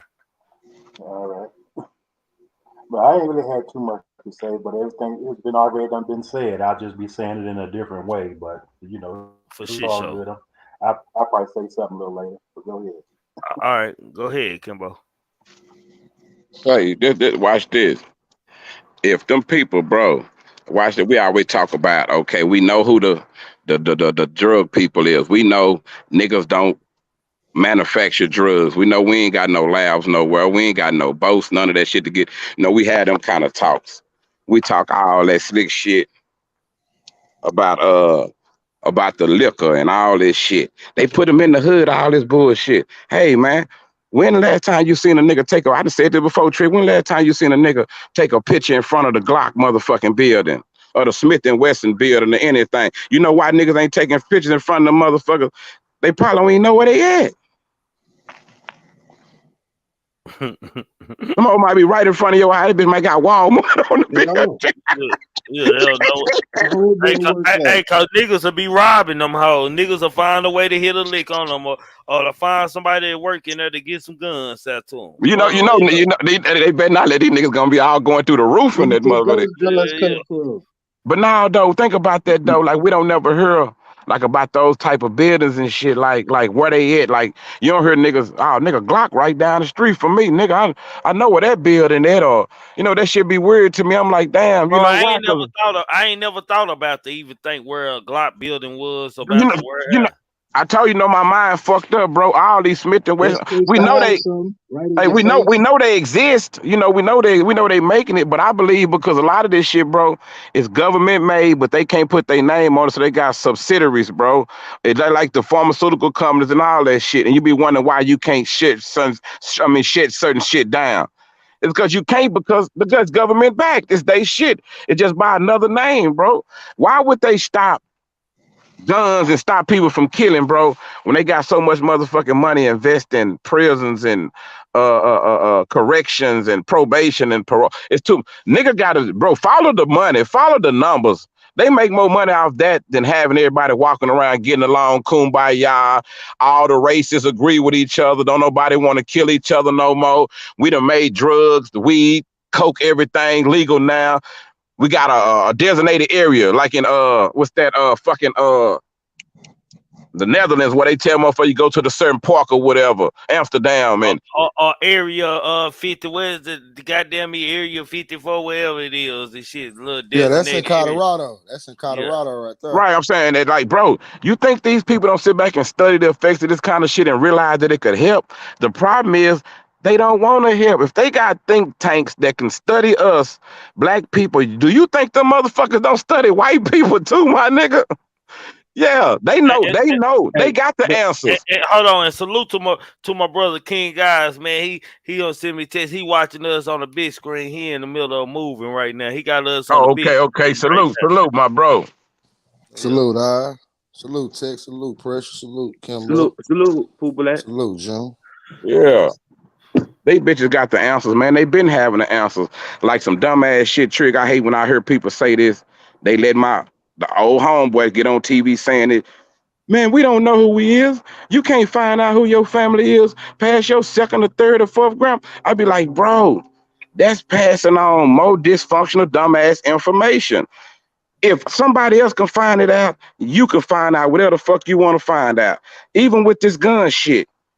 If you want to find out how to change the shit around you, that's where that voting shit come in at. You can if you wanted some different shit in Dallas, bro, if niggas wanted to change the gun laws around this bitch, all we had to do is get all these niggas together. Everybody talking about they gang, and everybody ain't got no background. They can go down there and we can start voting bullshit that we want in. If niggas just want to play and see what type of power that we got, if we use the same system, fuck trying to argue with them, making videos talking about fuck the system.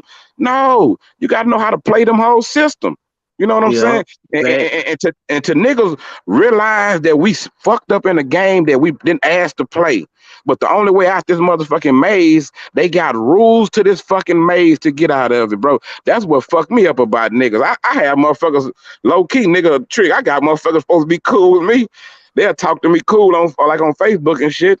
They get around everybody else trying to tell me, man, I think that nigga crazy, fool. Something wrong with that nigga, fool. But I realize that shit because motherfuckers don't see what I see, bro. Like, they don't understand where I'm coming from a lot of time. I had to realize all of our visions, I ain't gonna even say our minds, I'm gonna say all of our visions not the same, bro. And that's what the gun shit, like, man, fuck them hoes. We don't care. Because if we can get them, we're going to protect our family, bro. To me, that's what it's all about. Because any nigga with a gun that let's just keep it real, though, Kimbo. Not just our family, ourselves, man. And salute to 119 people here, man. Y'all make sure y'all hit that like. Let's get to 100, man. The channel is open. Go ahead, Kimbo. Yeah, that's what all it's about, protection, bro. See, I wish this what I wish the hood was like. I don't give a fuck about them other people killing each other, no disrespect to nobody, but that's their problem. Nigga, I wish niggas in the hood would get to the point to where the only time you kill a nigga if a nigga is threatening your motherfucking life, bro. If a nigga not threatening you or doing just because a nigga told you was ugly or called you a bitch, a hoe ass nigga, or you don't kill no nigga for no shit like that, bro. It's like we should have what my nigga Nip say. We need to come out with better resolve for when we feel disrespected, bro. We got to come up with better ways to do that shit. Because as long as we keep playing into today's shit, bro, I told y'all we ain't nothing but a dark version of these white folks, nigga.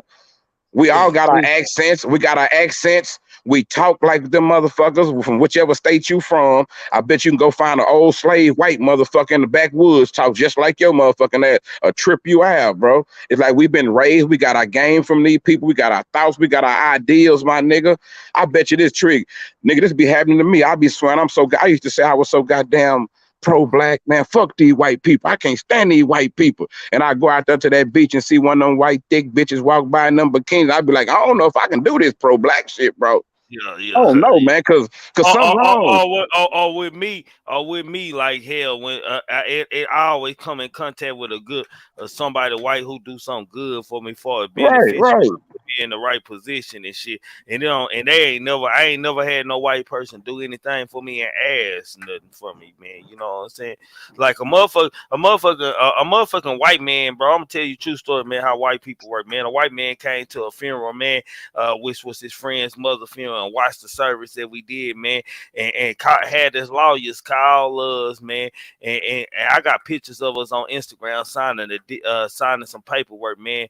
Donated $4.5 million to the damn business, bro. Just donated that, bro.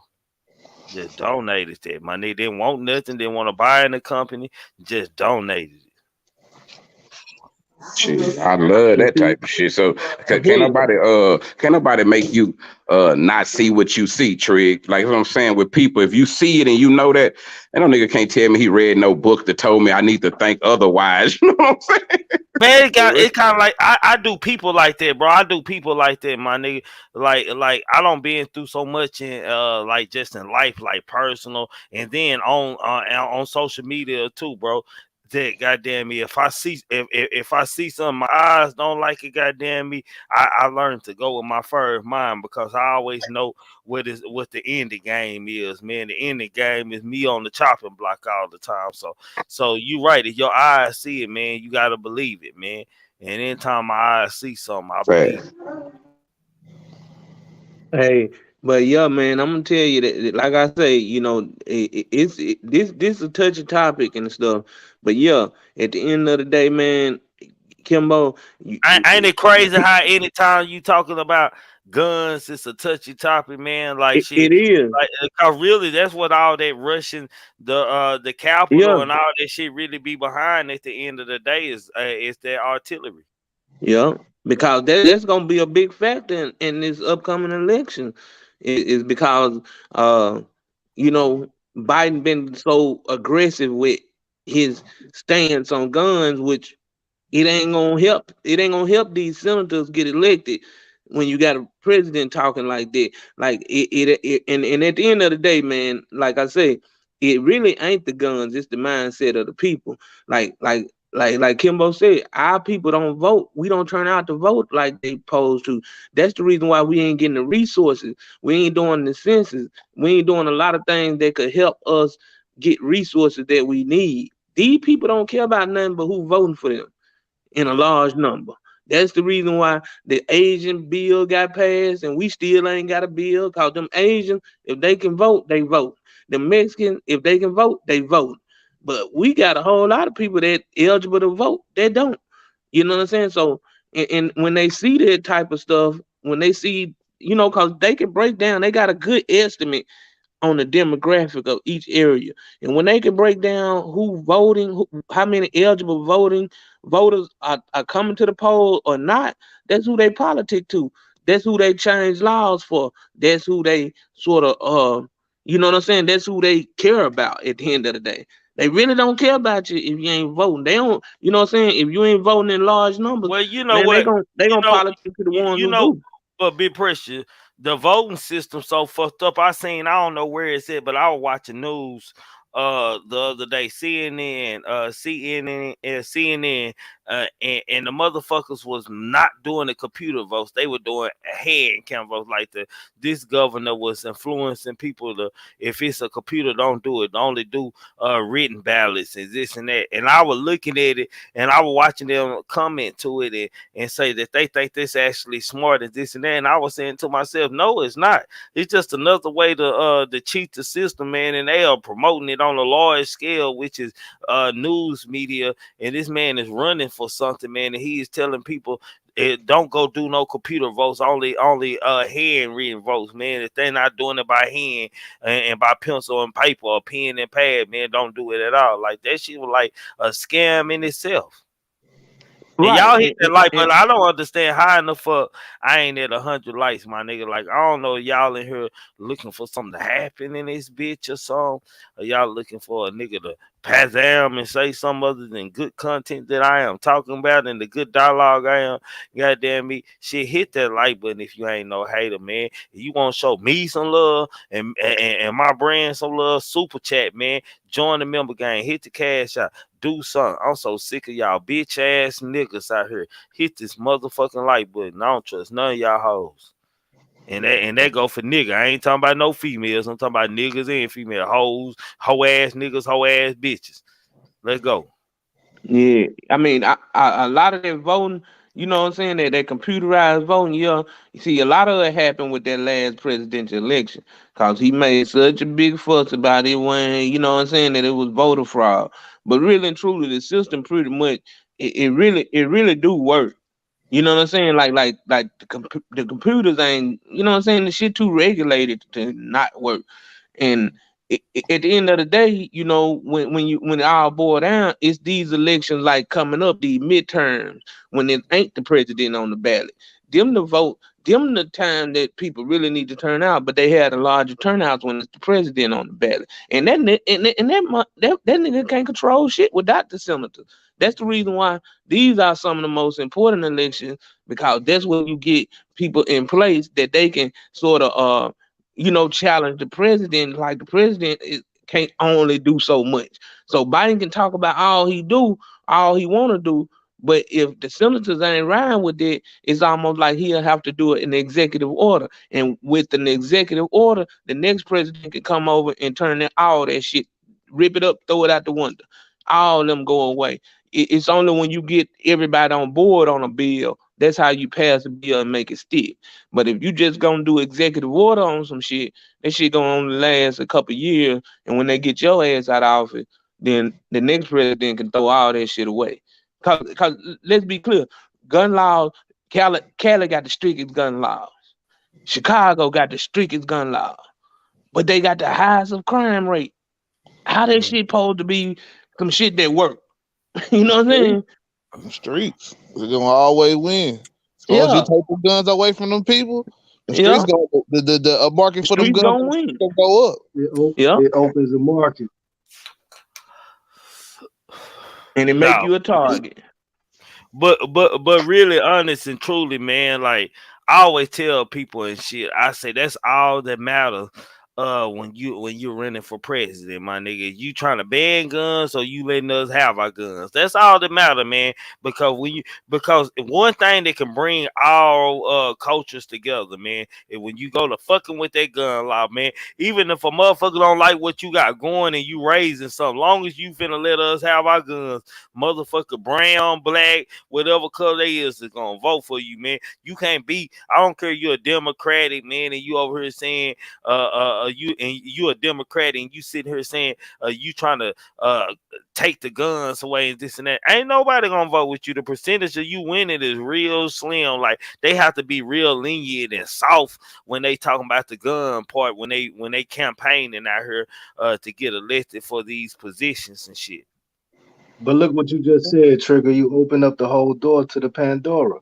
You know what I'm saying? You said you got to walk lightly when you talk about that gun thing, because that's when the sides be chosen. But if we think about it, what if black people don't really need guns and we had control of our community, our people was good? The only reason white people only people, the lighter persuasion would want it was because they want to control us from doing the same things that they've done to us. So if they took it away from them too, it wouldn't be no guns. We have, you know what I'm saying, that'll cut out a problem. But because we already know, like you just said, that's what breeds the politics. That's what picks the sides and keeps this game going. But if we took it all away, how would we live then? We've never tried that.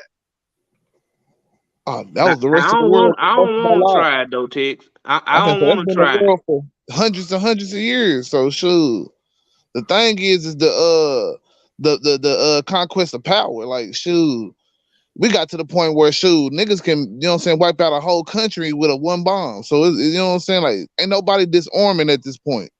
It's them days is over. Really, it's about escalating wars. It's just hopefully Okay, it don't never go to but a war. fam, let me put this in perspective, man. It's 6 man up here right now, man. Is it any man that feels like that feels like they're okay with them being strict on gun laws and possibly harming or could getting in the business of them even being able to own a gun? Is there any man on here that's with that shit? Like everybody, I'm pretty sure everybody up here. I don't know about text, man. And I'm gonna say Pooh Black. Like I ain't gonna say he don't like guns, goddamn it, but that he a positive, my nigga positive. But everybody else, like, can y'all see yourself even not having or owning a gun? I'm gonna say this on the political side. I don't think I could ever see that. You know what I'm saying? Them, you know what I'm saying, strengthening up guns on, you know what I'm saying, the people. But I ain't gonna lie, most of my life, bro, I didn't give a damn about guns. I had guns before I ever got, you know what I'm saying, I was legal to have them, you know what I'm saying? So at the Me too. same time, I look at it that way too. Like shit, I know that if they do this right here on this side, I still got ties over here on this side where I can still, you know what I'm saying, I'm gonna be strapped regardless, you know what I'm saying? Look, Jalen, I was offended at your auntie today, and she called me and asked him about a gun she took from me. When somebody shot up our house, I come out the house shooting. She took the gun from me, and she still had that goddamn gun. I was like, Mama, you gonna give my gun back, Mom? She like, boy, this is my gun, and I need you to fix it for me. Yeah. And it's so serious about guns. I feel some type of way that my mama ain't never gave my gun back to me. Goddamn me, like yo, I'm like, yo, ain't it tripping, my nigga? Like, nigga, you ain't gonna let me have my gun back. You just gonna claim my gun. Goddamn me, that shit crazy. Like guns, serious, nigga. Yeah, it's an Shit. infatuation especially once you have one, because a lot of people say, I don't want this gun, I don't want that, you know what I'm saying? Till you have it, then you have to keep the upkeep, because it ain't just pow, pow, shoot, shoot, you know what I'm saying? You ain't gonna have a good gun for so long if that's all you do is shoot that motherfucker. But So, that's where the Bro, argument comes in of who should I, have the gun. hey, look, bro, you remember that, my nigga? She still got that damn gun. I came out the house popping, goddamn. She still got that motherfucker. I can't believe that shit. That's crazy. So think about this, right? So you already said, Jalen, like you've been around that shit, and like many of us have. So it's not really a thrill. I have witnessed persons being around me, and then they in the presence of the guns, and I seen the look in their eyes. I seen like when they touch that shit look like Bishop, nigga, and Juice, nigga. Oh shit, We both. you know That's what how I'm I saying? feel, Tex. That's how I feel. So you you Like right, they goddamn they it's way. felt them like folks. they felt like Superman, nigga. They felt like that dude with the rings in his hand. What's that dude name on Avengers and shit? God, You know what I'm saying? Thanos. Oh, yeah. Thanos, yeah, you know what I'm saying? So that's when it comes into who are we putting these guns in the hands of, because everybody's not like you or me or similar people, and they get angry or they get impulsive and trigger happy real quick at a slip of a thought. Damn, you Hold on, hit And that then motherfucker on point, boy. yeah, hold on, Tess. I'm finna get a mic right back to you. I just want to read this question, man, and answer this question, man. Skymore Media TV, salute to you. I ain't never seen you over here. I don't know where you come from, but make sure you like, share, and subscribe. Make sure you subscribe to Kimbo Greedy, Pooh Black, King Guys, Texas Long Star, and this channel for shit show. That's the grown man talking panel for you who didn't know. Goddamn me, Sunday nights to goddamn me Thursday nights, 10:25 p.m. to 1 a.m. man. The grown man talking show, man, tapped in for shit. So don't be a hater your whole life. Hit that like button. They said, do having a gun make you more paranoid? And for me, I can only speak for me. I'm comfortable, man. I'm paranoid when I don't have my motherfucker with me, my girlfriend with me for shit show, man. Like I'm original Dundada and shit. Like I'm about that, man. Like real talk. I ain't no different than these niggas I talk about. I just got a sense life and just when to do shit and when not to do shit, man. And it ain't nothing. It ain't nothing that goddamn me I'm too old for that I won't go sit down and do some time for, man. I want everybody to know that, goddamn me. Hell, y'all won't see if a nigga play with me tomorrow, y'all won't never ever see Trigger Man on YouTube no more, cause I probably go do some time, my nigga. And I mean that on my dad, granddaddy, my kids, my grandkids, man, and everything. I'm just like that. I'm real ignorant. Y'all better ask my mom and them about me. But Trigger, see, that's where I was speaking when I think it was Pressure about the control. Do you feel you're being controlled?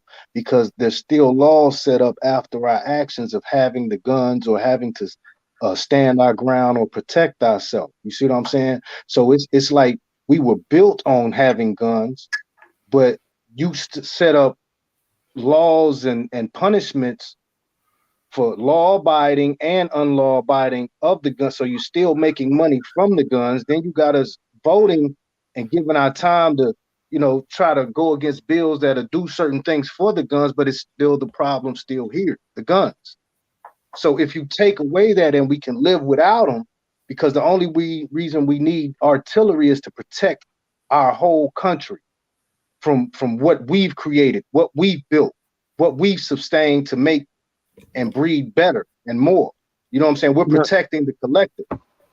But Tex, like me, hold on, be person, like me, I don't know nothing else but guns, man. From when I was a kid and spending time with my grandmother and her dad, spending time with her parents, with my great grandfather. When we be with him on the summertime, man, he used to make us hunt for our lunch, sit in the back of the truck with 22 rifles and shoot at rabbits and shit. We learned to skin rabbits and eat rabbit sandwiches and shit for lunch and clean them and this and that, man. With my granddaddy, hell, the first time my granddaddy taught me, man, hell, he was showing me how to shoot at a straw figure, which was a body figure, how to kill a nigga, man, where to hit a nigga at. So guns have always been a part of my life. Violence has always been a part of my life, man, and that's not good. I'm not saying that that's good. Like, that can be a generational curse, but violence has always been a part of, like, some kind of influence, not like pushed into me and shit, but it's just the fact, like, it's every male. Like, I'm gonna say this about the men in my family, like, most men in the family, they don't have anything to teach you outside, like I'm just talking about my mom and my daddy's side, my biological father's side. They don't have much to teach you other than how to take life, man, how to sell something, man, and how to not be no hoe. Like, I don't like really, like, outside my granddaddy on my daddy's side and shit, which wasn't his biological father, but raised him all his life, cause his daddy was killed, shot down by another man. I ain't had like that positive. My granddad taught me how to fight and how to hurt and kill. Like, it was never like a certain like time and shit in my life. My other granddad taught me how to work, man, how to get your money, how to grind, how to take care of your family, that type shit. And all the rest of the other men in my family wasn't nothing. Like, I don't have an uncle right now that won't go to prison behind this respect right now, man. They do it all the time, man. It's just a generational curse with mine, man. I come from a very dysfunctional family and shit, man. It's kind of crazy being around us, but we love the shit out of each other. Shit, we can bloody each other up and go smoke a blunt, act like it didn't happen. Might whoop your ass if you say anything to get in our business. That's just how we roll, man. So I don't like, guns have always been a part of my life, man. I had always been taught to use them, and I always had owned guns and used them allegedly as a youth, as an active young youth, man. And I can't imagine like not having no gun, bro. Like, I can't imagine, like, if you telling me that ain't nobody in the world gonna have no guns, I'm cool with that. We going just hand to hand, come back, I'm cool with that, bro. I don't have no problem. That's what I'm saying, Trigger. Like, look, think about it. Yeah, Take away all the guns, you gonna have to kill a man. You gonna have to, if you really about your business, you gonna have to go and kill this man. And a lot of men will sit there and say, you know what, is that big enough an argument? Was I really that mad? Man, fuck that shit. You know what I'm saying? But when you have a gun, you might go off reaction and say, shit, let me go handle this shit. You see what I'm saying? Now, if you really gonna handle this shit, you go kill that man without that gun because we made that accessible. We made it there. We sell it. You can get it in the streets. You can get it in the stores. You know what I'm talking about? But how you handle it when you get it, we'll handle that in the court system, which is still the control, the game later. And your life is online. Your life is on the line. See what I'm Guns ain't saying? going nowhere. Yeah, guns ain't going Guns nowhere. ain't going nowhere. Yeah, I For mean real that's though. wishful thinking. That's wishful thinking, tech. But in the reality of it, man, I don't even want to be in no world where it's like that, cause it's gonna create even more of a But problem. Cause big Now they're pressure. gonna I be don't know. fighting hard Big, than a but big motherfucker. pressure. I don't know how it hold is where you at, but in Dallas, man, it's almost like you feel out of place and you yeah, get out of the car and ain't got a exactly, gun in your That pocket. same Like thing here. exactly. everybody got I them. s- Like everybody yeah, got I them. assume that's the Yep, way I same assume. thing here. I think the best way it to be is assume that everybody packing. Cause if you look at a lot of these mass shootings in places, if a person would have just had a gun to sort of deter that shit, a lot of time that shit wouldn't even happen.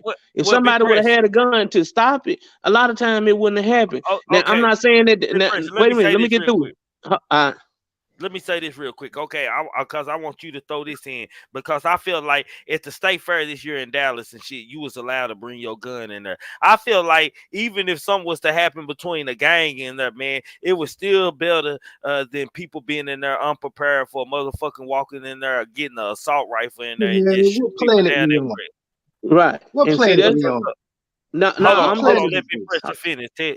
Go ahead, big I- pressure. all I'm saying is, if see, it's a lot of places that sort of have sort of. I mean, people have became so scared of guns that it make people uncomfortable. But the reality of I it, don't believe that. I wait disagree. a minute, hold on,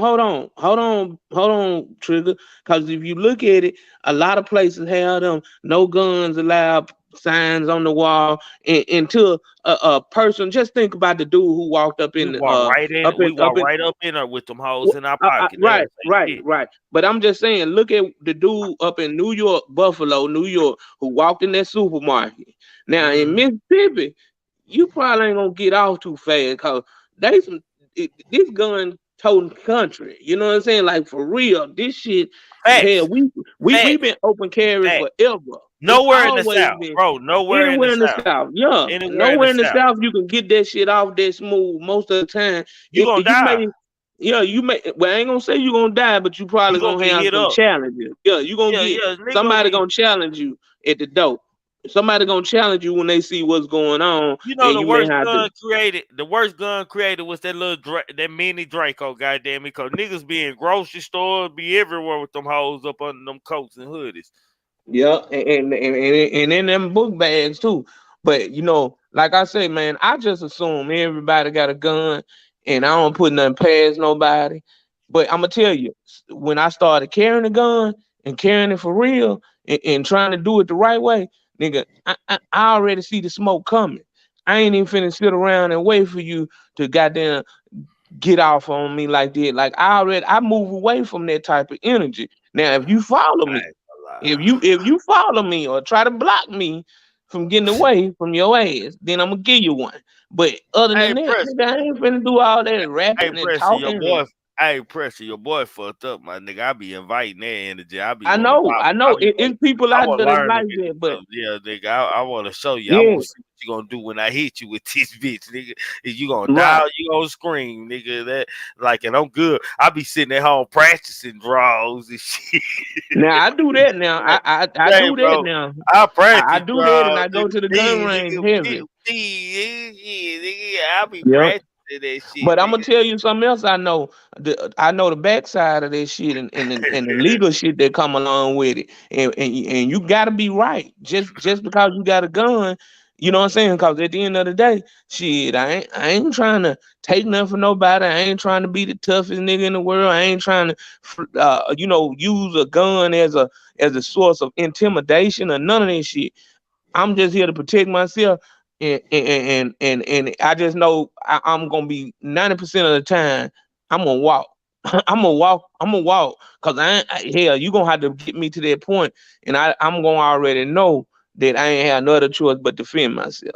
So I ain't just looking for the smoke, but I'm prepared for whatever when it Yeah. comes. Yeah, I ain't looking for it, but I ain't turning something down. I ain't going, my nigga. It's like two dogs growled up on each other, and then one walk away with the hair sticking up on the back. I ain't the one that's gonna walk away, nigga. You gotta learn me something, my nigga. Like I don't know. It ain't no little man syndrome. That it's just I'm on respect, nigga. I ain't walking around your crowds, nigga. I'm gonna walk through y'all. Excuse me, bro. Excuse me, bro, my nigga. I ain't finna do nothing that make me feel like a hoe, my nigga. And I ain't finna let you think I'm no hoe, nigga. I'm with Jerry on and everything. I don't give a fuck which chains it's on, nigga. I'm coming through there like I want to, my nigga, and I'm leaving with everything, my nigga. I'm gonna go home, bro. I'm gonna go home, my nigga. Police gonna have to come get me from the house, bro. And I'm gonna tell you something else. This is another law about guns that you have to be careful of, and study your state that you live in. But the duty to retreat. Some states have a law put in place. It's placed in there that say you have a duty to retreat. That means that if the threat ain't imminent and it ain't coming at you, and you're not actively engaged in Yeah, that I heard threat, that shit. Fuck that shit. yeah. Yeah, I know, but I'm just saying these are laws that could help you in a situation. This shit, I'm telling you, whether it is or ain't, it shouldn't determine your decision, but this how you get out of shit. This is the shit. These terminologies is what help you go home at the end of that goddamn you had to put somebody down. You know what I'm saying? Because if they Hey, feel like that you had a duty to hey, retreat, see, they gonna try to stick see, you big for it. pressure. They probably talking about a nigga like me when they talk about the mental thing. See, I'm one of them niggas like when we walk in the store and we bump into each other. I say, "Excuse me." You tell me you good. I'm gonna say, bro, I know I'm good. I just tell you, excuse me, homeboy. Like I'm one of them niggas and shit. Like it's hard for. I don't need you to tell me I'm good, bro. Nigga, I know I'm good, bro. I just tell you, I'm excuse me, my nigga. Respect, homeboy. I'm walking on out the store, my nigga. I said that to piss you off, nigga. I said that to piss you off, to make you come out there, call me to show you something. It's sometimes it's addiction. I understand, young nigga, man. I just got the right frame of mind, and sometimes I don't like tough acting niggas, man. Like I'm one of them niggas. I don't like it. I see niggas and shit out with their guns and they paying with their drums on. They walking around all mugging everybody and shit. Like I don't like tough acting niggas and shit. Like I'm real like discreet and quiet, my nigga, when I move and shit, my nigga. Like I'm very observant of people, and that's all I do. I don't watch hoes, I watch niggas, hoe ass niggas, man. I'm gonna be honest with y'all, my nigga. I don't give a fuck about no bitch when I'm out in the street. I'm watching these hoe ass niggas, cause that's who will stop you from going home just for some clap for them hoes, nigga, that you trying to look at. And and, Yeah. and, and and bro, with gun laws, man, open to carry, man. I'm fully supportive in the state of Texas for open to carry, man. Like my condolences and prayers go out to the families of you Vlad or whatever, Uvalde or whatever, with the kids that they lost out there. But at the same time, man, I feel very comfortable with just walking open and carry out there. I think it's beautiful.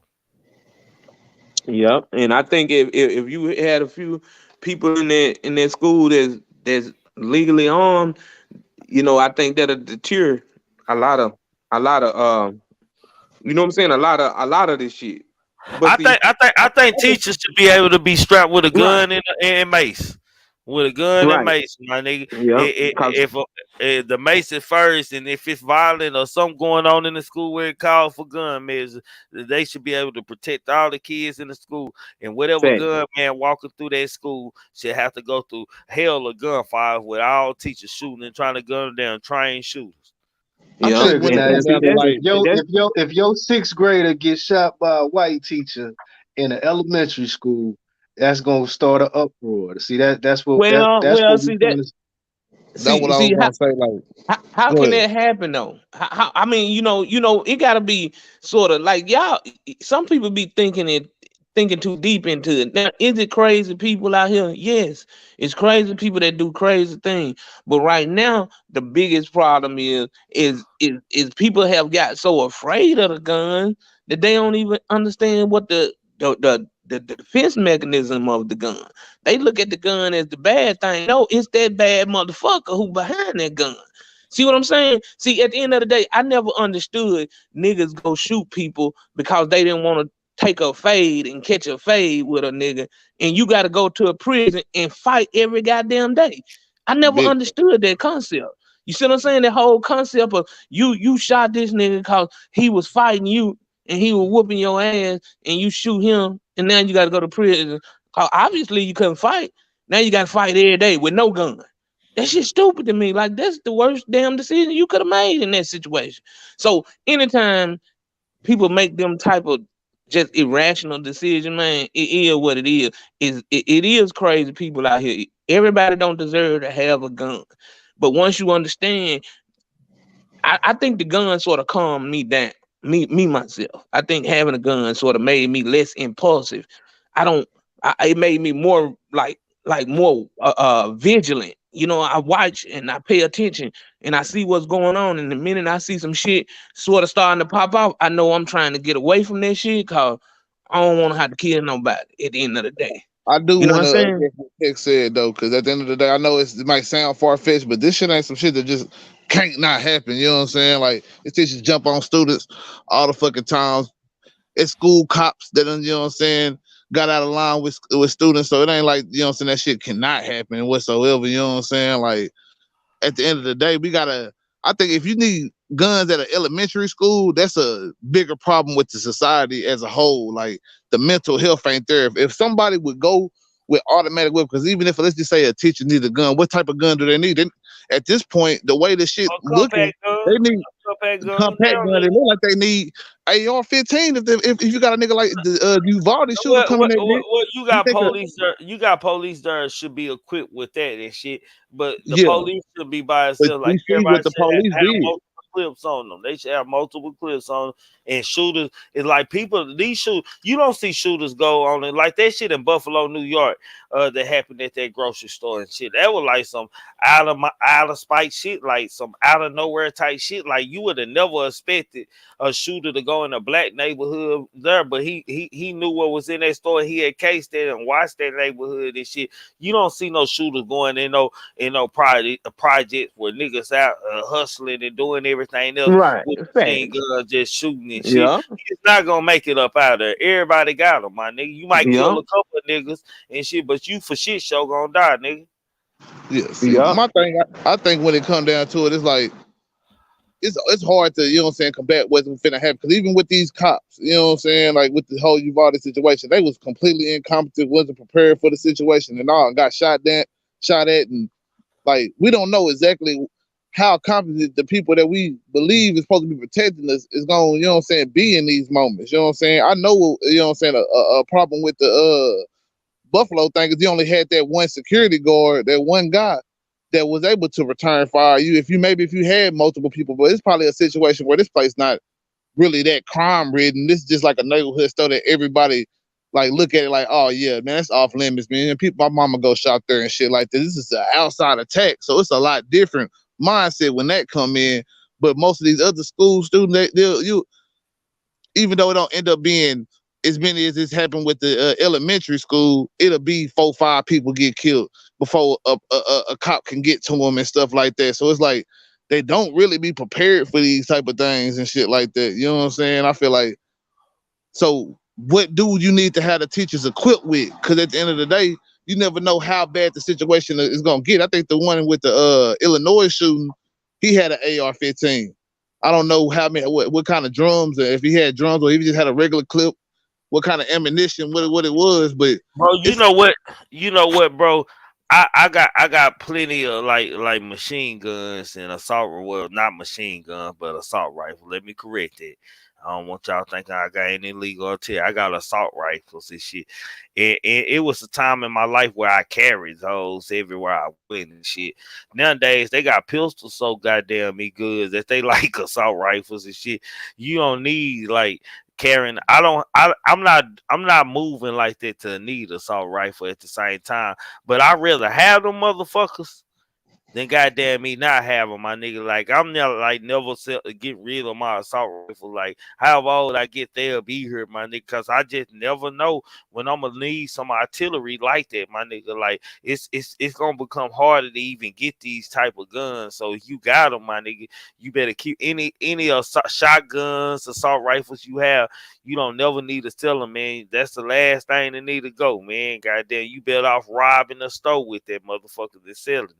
I'm just Yeah, saying. But see, Trigger, yeah, that's the whole situation. That's the whole hold on. situation that we're approaching right now. Why do people need assault rifles I'm when we're finna break in it down for America y'all. I'm finna as break that citizens? down, Tex. You see, that's where the whole politics comes in.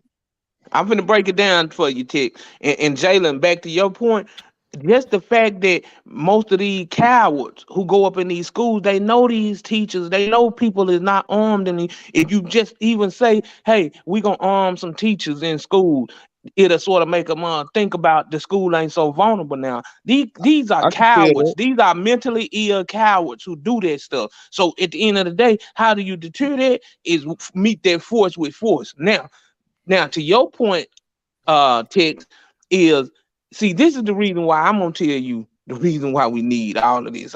We need this because I'm gonna tell you the way things are going. We may come into a time where the system get all messed up and let's just say even with the pandemic it taught me more than ever because if you realize how many guns were sold during that whole time, it was because people was in fear. They were scared that okay, if they shut down the government and everybody can't go nowhere and people gotta eat, hey, I don't know about nobody else, but if I ain't got it and my kids stomach touching their back and you got plenty over there, shit, I may not come take it all, but I need a little bit of that. You know what I'm saying? And people gonna look at it like that. So while you stockpiling food and stockpiling money and stockpiling everything else, you need to stockpile you some guns and some ammo. Cause the folks who ain't got it, who ain't got the food or the money, they gonna come take your food and money with their guns. I'm just saying. Fast. Yeah, Rather I have agree. and keep putting ammo for them and extra clips for them hoe. I'm a gun advocate, man. I ain't against no gun, man. I hate the situation that we dealing with, man. But shit, it's gonna be other shit. Niggas will be putting pipe bombs in school if they didn't have guns, man. It's gonna happen, man. We just need to secure our children for us where they be, their environments for as schools better, man. Because we know this has happened far too many motherfucking times, my nigga. Like we should be prepared for this shit, man. It don't make no sense, man. All the doors locking and shit, that ain't enough, man. Like it should be some real shit going on. Like anybody that look weird, if a motherfucker jogging and he stop and take a break and stare at the school too long, he should be stopped and questioned. I'm just saying. Yeah. Hey, Triggs, let me say something. Look, I got 4 kids. All of them own guns. 3 daughters and a son. Now, what would I be like if being a licensed firearm instructor, private protector license, and I don't train my children how to use firearms when I've been using firearms for 30 something, 40 years. It's just a part of life. I'm like you, Trig. It's part of my life. Now, one of the things my wife used to teach me about back at home where I grew up, DMV, she said she ain't never seen nobody that have a family reunion where on one side of the park, we all family, you got cops. And on the other side, you got the hustlers. And that's how I grew up with my uncles and everything in DC. So that's why I'm like right in the middle. That's I something like can go, mine. Hey, that's yeah, I something can like go mine. either You got way. the preachers and the deacons, and then you got the gangsters. I can go either way with it. But you ain't taking my gun. No, just ain't happening. Gotta No, have that. no, for Hmm. shit show. That's all I wanted to say. Hey y'all, Yeah. man, hold on. Let me do a commercial real quick, man. Say, man, appreciate y'all. Y'all tuned in to the GMT show, man, which is the Grown Man Talking Show, man. Y'all hit that like, share, subscribe, man. Y'all make sure y'all subscribe to King Guys, Kimbo Greedy, Pooh Black, Tex Lone Star, man. Don't be a hater your whole life, not your whole life, man. Support the panel, support the movement, man. If you ain't grown and don't like grown folk dialogue, this probably ain't the place for you over here, man. Over here, you entitled to your own own opinion. We can agree to disagree, disagree to agree. Voice your opinion respectfully, and yes, I do mean respectfully. And you are more and able to do it in my chat, or whether you on the panel, y'all want to know how to get to the panel, y'all want dialogue on this conversation, hit the StreamYard link pinned at the top. Make sure you mute your YouTube so we won't have any backlash. And the only thing we require, we do screen you backstage. I need to see your face backstage before coming on my panel. If you can't do that, you ain't subscribe to this channel. Don't even waste your motherfucking me time, man, for shit show. Don't be a hater your whole life, not your whole. Like, god damn, man, the super chat works, the cash out work. Join the member gang, all that shit love. All we ask you to do is the free shit over here. Like, share, and subscribe. Shit ain't that hard. How we know the right to bear arms don't mean the right to just, get down with them fists. You know what I'm talking about? Them fisticuffs, man. Bear arms. I'm good with either or, my nigga. So shit, feet, hands, guns, my nigga. Like, it's no problem. But I'm martial arts trained. Same. Yeah, like I stay in shape and fight. I stay in fighting shape, my nigga. I'm a nigga that still go and spar with young niggas and shit, and go rounds and shit. Like, shit y'all don't know about me. Shit, my nigga. Like, just real stuff, my nigga. So I stay in fit shape for the learn nigga shit. All I'm saying is, it was wrote with a feather and some ink, man. I ain't did that in a long. I've done it, but I ain't did it in a long time, and some probably ain't never even done it. Texas sound like you against having the right to bear arms. I mean, bear firearms. No, what it is I'm against. Do you own a gun? First of all, do you own a gun? I'm against the fact of bro, why you can't answer my goddamn question, my nigga? Quit trying to pimp me all the time. And that mean no, Drew. That mean no. That really mean no. This nigga from Texas. I know. I'm trying to see if this nigga finna lie. Do you own a firearm? I take the fifth. I take the fifth. Okay. You answer my question. Go ahead. So my whole thing is just on just reality of situations. You know what I'm saying? When I'm looking at the situation, I know that we in a new time, but this is something we're under from, you know what I'm saying? We've been living under these guidelines longer than some people live under their lifetime of what they've been taught by, probably their mama, their daddy. You see what I'm saying? These are something that has lived the longevity of our lives, and we've seen new and better things since those times. We've created more. In the decade of cell phones alone, bro, look how far cell phones came when we first came out with them. You know what I'm saying? TVs to big screens, you know what I'm saying? We've done so much and still have so far to go to still be living under something when it was around the time slavery was still, that was the fight. That was the plight. You know what I'm talking about? So now that we're under new times and we've taken so far that people are bearing arms and this stuff is happening, we got to see, okay, maybe it's time to kind of regulate, I'm talking about what the laws that we've set before us, because we're moving forward. That's all I'm saying. Because we see new things are happening. There's new reactions. They wouldn't have those reactions of people doing mass shootings back then. If they did, they knew how to handle it with the artillery that they had in the country and the community and the system that they had. Now we're under new things. We're moving faster. We got to adapt. So we got to, create something that we can live under that does still make people happy, because we know they're going to want to bear arms. They're going to want to have their guns, but we got to have something that makes us, well, all this stuff ain't happening. That's where the confusion is coming from. I think we got to think of it like this. The reason why, there was even guns for in the first place is because as people think of ways to try to take over shit and have shit and control people, they were like, shit, I'm not just gonna keep fighting this motherfucker. I'm gonna do this, I'm gonna do that to make this happen. So as long as you got people like that, it's gonna be new, innovative ways. Like, if we could try to take away guns. Like I say, niggas would be carrying swords. You know what I'm saying? Like, maybe technology I have it to where, nigga, you can shoot a laser out of fucking phone. I don't know. Like, nigga, this shit, bro, it can get crucial. Let's basically say that. Like, people gonna figure out a way to kill each other. I think, like Kimbo said that already. Like, it's gonna happen. So it's like, I don't think taking away guns is going to change the situation of why we need guns or why we have guns. I think the bigger thing is what's going on with the world mentally, to where somebody will go and just take a gun and do something so heinous as just kill innocent people or innocent children or shit like that. That's where the problem come in, because they would kill those innocent children if they didn't have a gun. You know what I'm saying? It's just the fact that with that gun, they might have could do it on a bigger scale, and that's maybe the problem that you're trying to get to, Tex. And I feel that shit, like, because you know what I'm saying, with guns, it's more casualties. But I feel like we in a world to where, like, that's what we did. Like when we dropped those bombs on Hiroshima, there was like no turning back from, you know what I'm saying? We saying we'll blow up whole countries and whole islands and shit. Like, this is just something that we've inherited, you know what I'm saying, at this point. And black people, and truly, like, shit, the guns was used against us. We was out there in our tribal state using spears and shit and living in harmony for the most part. You had to physically come and take it with your army and your tribe to come and take my shit. So now with these guns, nigga, not only are we fighting a battle amongst each other, but it's a even greater battle with people who don't even want to see us have that and want us back in that, you know what I'm saying, mind state, you know what I'm saying, of slavery and all that shit, where they was trying to push that bullshit on us.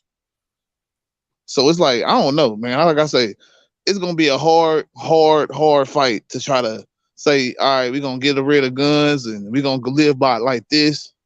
And I don't even know if that'd be a better society, honestly, because the mentally fucked up shit is still gonna be there. Facts. Now we just gonna use it a different way. And that's the real issue though, Tix. It's the mental mindset of people. It's the what have been allowed and what we have let down standards in households and what we have allowed in our neighborhoods and what people what the United States care to protect. They'll put more protection around these damn other countries that don't do nothing for us than they do our own kids in school trying to learn. So, you know what I'm saying? It's a mindset problem, Tex, and it's all across the board. No matter where you at, whether the U.S. government got a mindset problem. You see what I'm saying? That's the reason why we having these debates, because they mindset fucked up. They'll send billions over there to help Ukraine, but they won't send billions to help these schools become protected. Don't forget about Puerto Rico and shit with they had over 100, almost 200 some billion. We got the big the homeless people rate and shit, man. Right. It's ridiculous. Come on now, it's a mindset problem in America, Tech.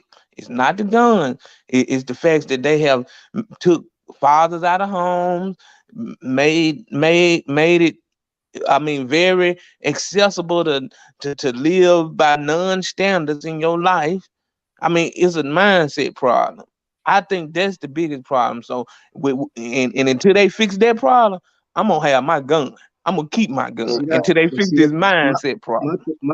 I think it is that it is a mindset problem, because it comes with needs and necessities and what you don't need in life.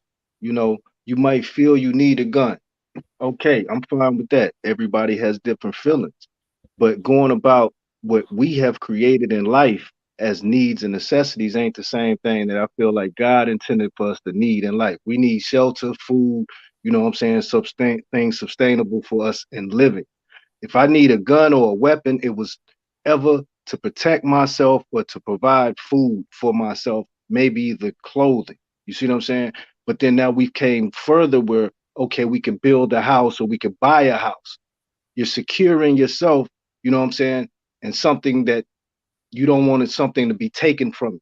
That's protecting yourself. But if we don't, it's not a necessity to have that. You see what I'm saying? We've created it to be a necessity, so we make excuses on why we should have it. Just like money is a tool now that we've made a necessity to have it to live comfortably in life. We're not really free because taxes, inflation, all this other stuff. If I can't have something freely, I'm not really being free. To the day I'm dying, I'm being controlled.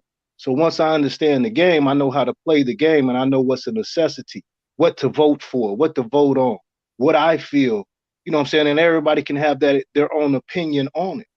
But it's just, that's how the world works. I totally feel like, it's something we need to subtract. It's something we need to subtract from our lives because it's when you look at it in a Let me whole. say something. Go Hey, ahead. Tex, I got to fight back on what you're saying, man. I'm just saying because the mind can only occupy one space, time, and consciousness at one time. I know all that what you're saying, but at the end of the day, what happened back then, 400 something years ago, during the Middle Passage, that was then. What's happening now? People going to attack what's happening now from their same mind as if they call it a same mind as of now. I always have a saying: you can't make sense out of nonsense. You just can't. So you have your truth, you stay in it. But other people gonna have their truth. But one thing I'm going to do is respect your truth. We're just saying respect ours. Did that make sense to you, brother? Complete. Okay. I just wanted to make sure that I, it's like Man, I hear what you're man. saying. See. Maybe I'm listening to text. Y'all know me. I sit back and listen to the dialogue, get my thoughts ready for the end, man. But I'm listening to text, man, and I ain't really taking text as serious y'all took, man. Like I had been calling text cap a long time ago because my nigga from Texas, man, and I just find me hard to believe that he against any kind of gun law that there is, my nigga. Like if he is, man, salute to you, my nigga. You must be on real positive vibes. Salute to you, my nigga. But I wasn't taking him serious, y'all, like that, man. I think he just giving an opinion on how he feel. But at the end of the day, this just my opinion, no disrespect to it. I feel like at the end of the day, a nigga going, if he gotta go vote, whether we gonna have guns or not, he gonna vote for guns. I just think that it's gotten hard to, like, push that, because like then it becomes, all right, should we get rid of guns or should we get rid of weapons? And then what do you classify as a weapon? Because a weapon and a tool, that's a thin line. Well, my granddad told me one time, goddamn me, I was whooping the nigga, goddamn. He started screaming and crying and swinging like a grabbed me. After I took off running, goddamn, I run down the street, goddamn me. And my granddad asked me why I ran, because hell, he was swinging like a girl, but he had picked up a stick and shit. And my granddad asked me why I ran. I told him because he had that stick. My granddad said, nigga, you got a pencil and he got a gun. It's a fair fight. They both weapons, goddamn me. And that was the crazy shit that I ever heard. But now that we having a conversation, it makes sense, goddamn me. Anything can be a weapon, my nigga. Like a fart can be a Exactly. So weapon. Anything, like it ain't no such thing. And like niggas can make weapons in their backyard and shit. Like nigga, like it ain't gonna never be no way not to have a nigga with something that can protect them, whether it's a spear or some kind of iron knife that he don't made or caused in the backyard. Like it's gonna happen, nigga. Weapons are gonna be around. It's never been a century or a time before Christ or after Christ where weapons weren't involved. But now we've made a weapon that can hit massive amount of people in one rapid amount of area. You know what I'm saying? Why do you need that in a society? We can understand having bearing arms. I can understand guns, bro. But when you have certain guns that certain people get, and these certain people haven't even had military training, but you're able to purchase, okay, everybody's not going to the woods hunting. Everybody's not having it just in case. Some people get thoughts and things in their mind, and now they have this at their in their grasp where they can be able to do certain things, and it's usually coming out to some violent, and that's where the politics comes in. You know what I'm saying? It's not against the fact of gun, because like you said, anything could be a weapon, but when we started creating this weapon that can do this type of damage, and we know it can, and we see what it's doing, that's when it becomes a problem. And how do we fix the problem? but who's to say that you need training just to have a weapon? Like that's at the end of the day, because it's like that's a slippery slope. It's like and then on top of that, what justify? Oh my bad. I was just gonna say, what justify the military even being trained to shoot another country in the first fucking place? Like that's a whole nother, you know what I'm saying, topic. It's like, and on top of that, if we really want to be technical about these type of weapons, handguns kill way more people, far more people than assault rifle. It's just done in different environments, and that certain people are scared of them type of weapons because it sounds like you are. You know what I'm saying? You sounding like you are, but I'm telling you, at the end of the day, I'm just stating this facts, this is and I just hear people's feelings no, and excuses for the reason to have, and I'm just stating facts of where the whole thing lies, where the political problem lies, and what's going on. Because there's a fight, because we have certain things that probably the military would need if they were defending us against a wide mob, a wide no. nation of people to protect the masses. But now we gave that to the masses. But what are the masses going to do if they get that type of knowledge or that type of weapon? They're going to kill each other. They You know what gonna I'm get saying? themselves killed in the process, you know what I'm saying. In certain situations, they get themselves killed, even though they kill. And see, that's the mental issue. That's the mental illness issue.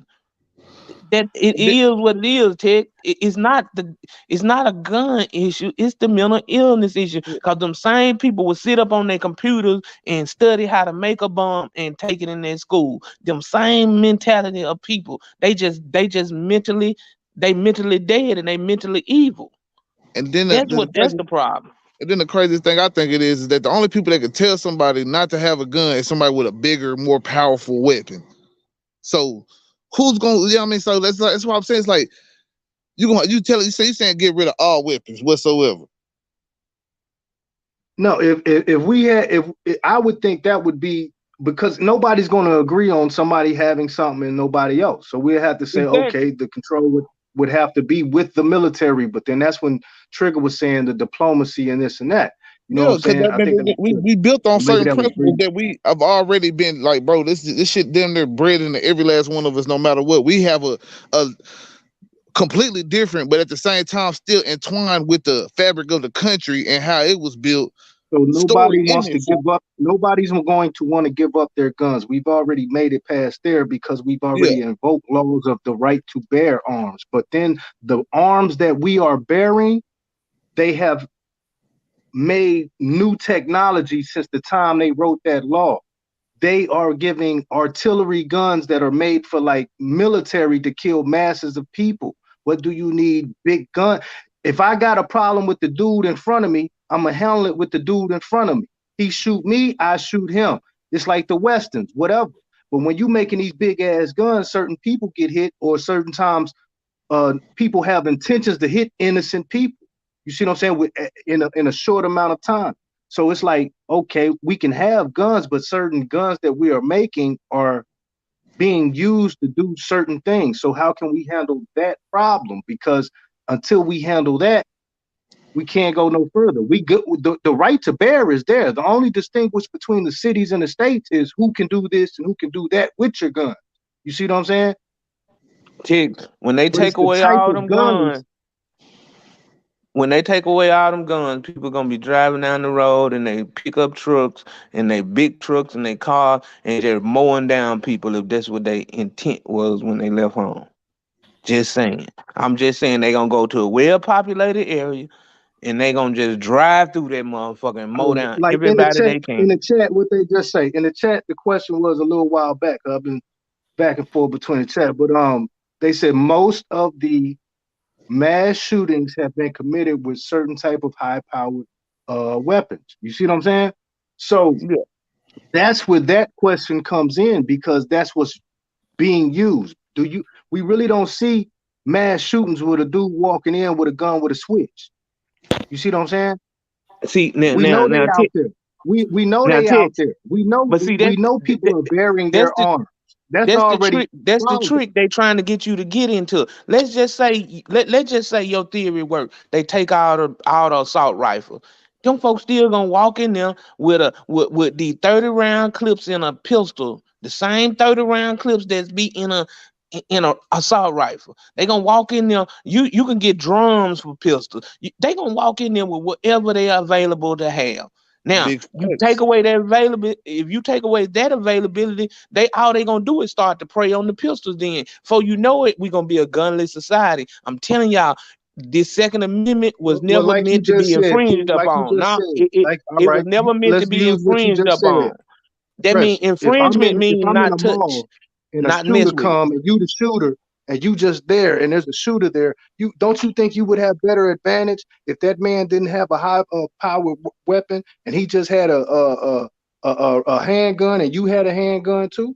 Wouldn't that make it a better shit? A Man, lot of people might have their man, it's handguns man. on. Not No, really. it, It's Not no, training. really. It's No, training. that bro. actually is an It's advantage for but It's it's a shot fair fight. placement. It's Nah, training. fuck that. It's a fair fight, my nigga. Goddamn me. You got a gun. I don't give a fuck what kind of gun you from. I ain't never ran for no That's gun why I battle. said I it's don't care. about You got an AK and I got a pistol. I can shoot, my nigga. yeah. It's about training I can and shoot. shot placement. You know what I'm saying? Now, if you see a person heavily armed, don't shoot him in his chest because you pretty much know he may have on body armor or something. You that's when training kick in. Like you gotta move to a position where you can get a clean, straight shot. You gotta breathe. You gotta go through all that training that you go through and pull that trigger and lay him down. That's what it gonna take in them situations. Now, don't run head up on that type of artillery, but you gotta be strategic in how to move around. He don't know you got a gun. You know he got a gun. So When that's T when you Grizzly sort of ran into that jewelry shop to rob them folks, and that old man pulled that gun out on him. You know what I'm saying? It wasn't no big ass rifle.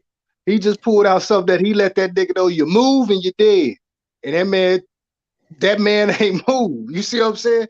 I'm telling you, like, if we cut down on certain that a mass artillery, a rifle of those natures, bro, that's meant to do what people are doing. That's why they doing them. You see what I'm saying? They get thoughts in nah, their Ted. head. But ain't I'm nobody telling finna you, not bro. have a gun, at least because I mean, what the military have and what we have, even though you might, yeah, it's technically the same. It's minor little tweaks that's different. You know what I'm saying? The way the velocity of the bullet, the way the gun is technically made, and shit like that. But it's the same gun. It's a assault rifle or whatever you want to call it. You know what I'm saying? But you know what I'm saying? At the end of the day, if you take those guns away, then that's like fucking the biggest part of the Second Amendment anyway, is the tyrannical government shit, because you think Fact. that anybody is going to be able to defend off a tyrannical government with hand pistols. They basically It ain't saying, oh gonna yeah, happen. we It ain't got them. gonna We happen. got them. As soon as we took the big guns, we got it. We got their ass. Gotcha. That's So if we could bear arms, that means we could bear missiles, Man, yeah. grenades. come on, Tex. Come Like, on, what you Ted. If saying? we Like, have the bro, Yeah. come political on, bro. capacity to That have See, that, ain't we have yeah, enough arms, people. man. yeah. That's nuclear. You talking about nuclear weapons? That's not just weapons, bro. You can't compare nuclear weapons to bear arms, bro. You can't bear a nuclear weapon, bro. Listen, I know some white boys with Bro, some you can't tanks. bear, I know bro. some Bro, white boys with. can a nigga walk around with a goddamn ride around with a missile attached to his trailer around town to the grocery store, bro? A nuclear weapon. I'm trying to tell you, I know some white It ain't a boys with white some man, tanks. a Mexican, bro. It's not a white man, a Mexican, none of them cons, Put nigga, them in the under the world. jail. They can go to a motherfucking store with a missile on they goddamn back, nigga. Shit. Even the Secret Service ain't gonna move like that. Even the president and all the armies and navies ain't gonna move like that. Man, bear arms is what you can carry on you, my nigga. See, you can't carry no motherfucking missile. That ain't fair, bro. And plus, and that's not, individuals don't carry missiles. Nations carry missiles and nukes and shit like that. So you would have to be talking more of a nation game, and you know what I'm saying, how you fall under whatever the, you know what I'm saying, UN guidelines to be able to have that type of capability. Even though they pretty much said that I don't think anybody else could have it who don't already have it at this point.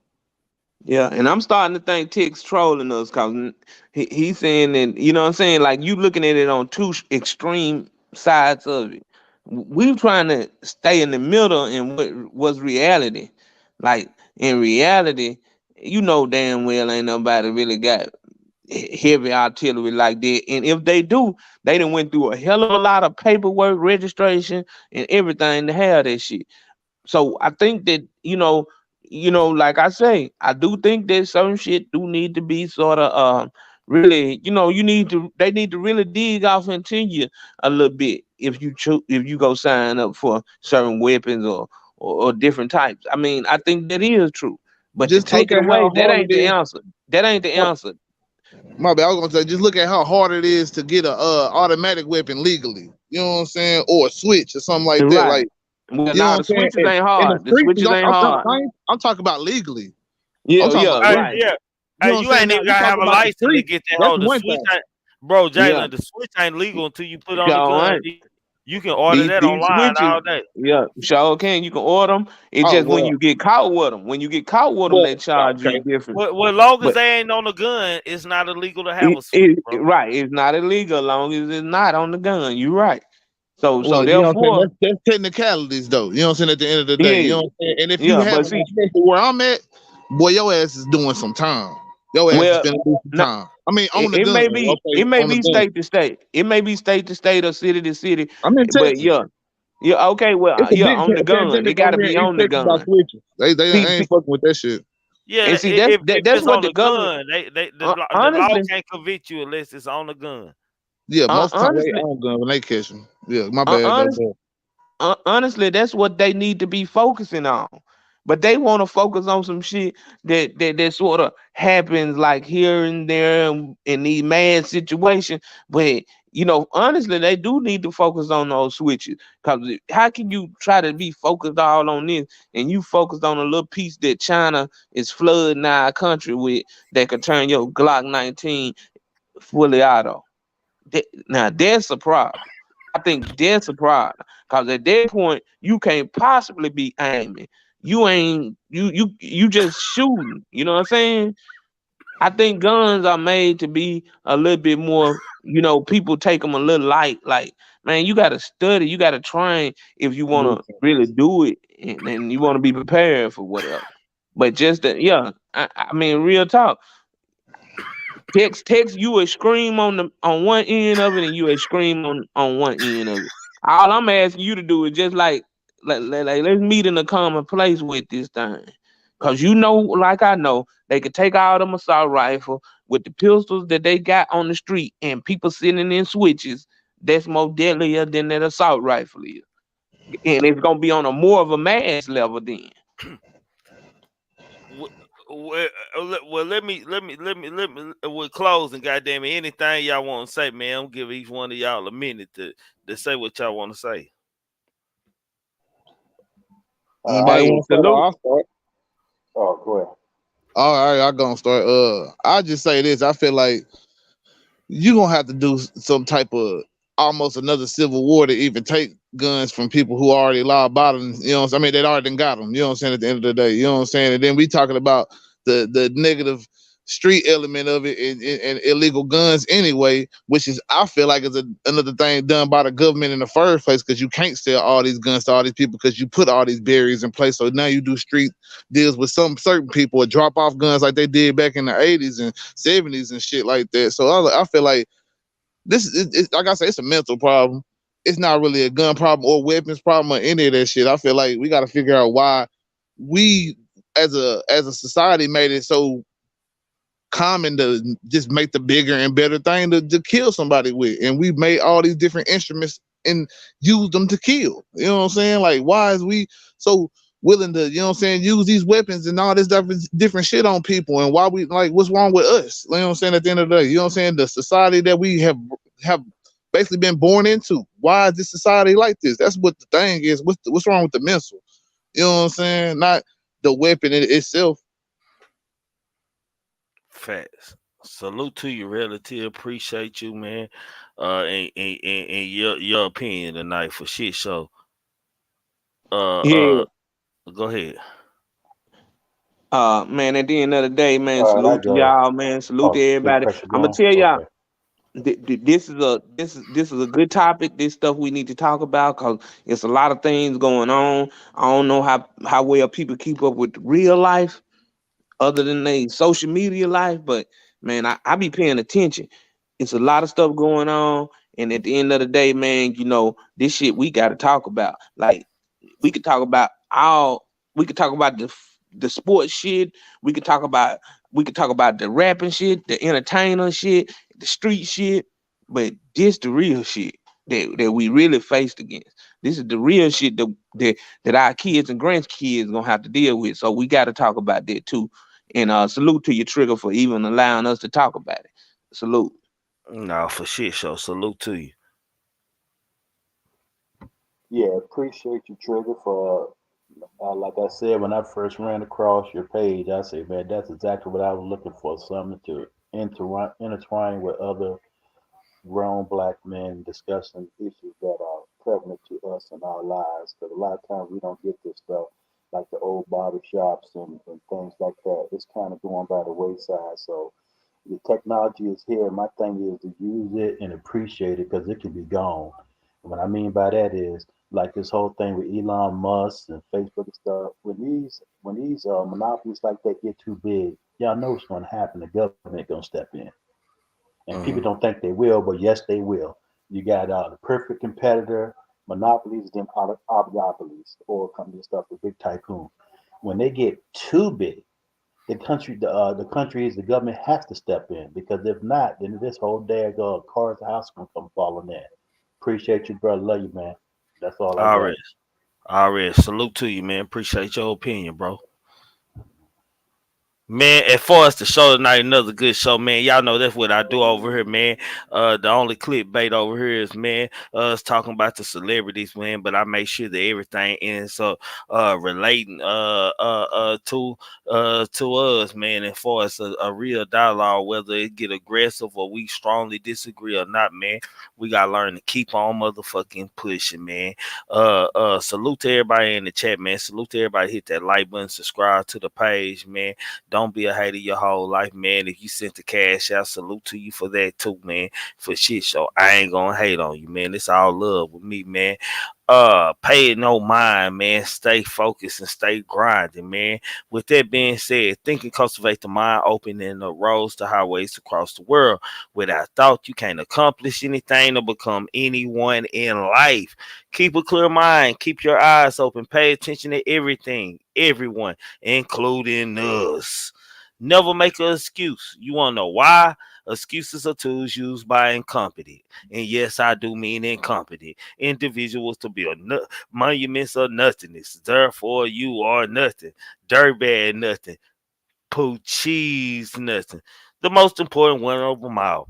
Know the limitations to your body and the unintentional grasp of people and things. For if you start dreaming after one day, and yes, I do mean one day, your mind will come a self-cynical thought of many negative fucking things and many negative thoughts to y'all looking ass niggas out there in the bushes. If you were wondering if I hate you, I do. If you're a cartoon character in the beginning, you definitely need to be a cartoon character in the end, because how you start is definitely how you gonna finish. I thought replacing me would be easy. Now everybody on YouTube know finding another vibe like mine is impossible. They'll never meet another nigga like Trigger, I promise, nigga. They say they gonna kill me with hurry up, cause my son and my nephew gonna murder some. Gang, DJ Looney Tune Melodies, wake your ass up. You up, bro? Man, go on, take us out, my nigga. Keep on pushing. We going out on my nigga Eat Greedy tomorrow for shit show. I gotta keep on. You gotta keep on. They gotta keep on. We gotta keep on. All night, walking through the valley of the shadow of death. All the kings and queens gone, ain't no royalty left.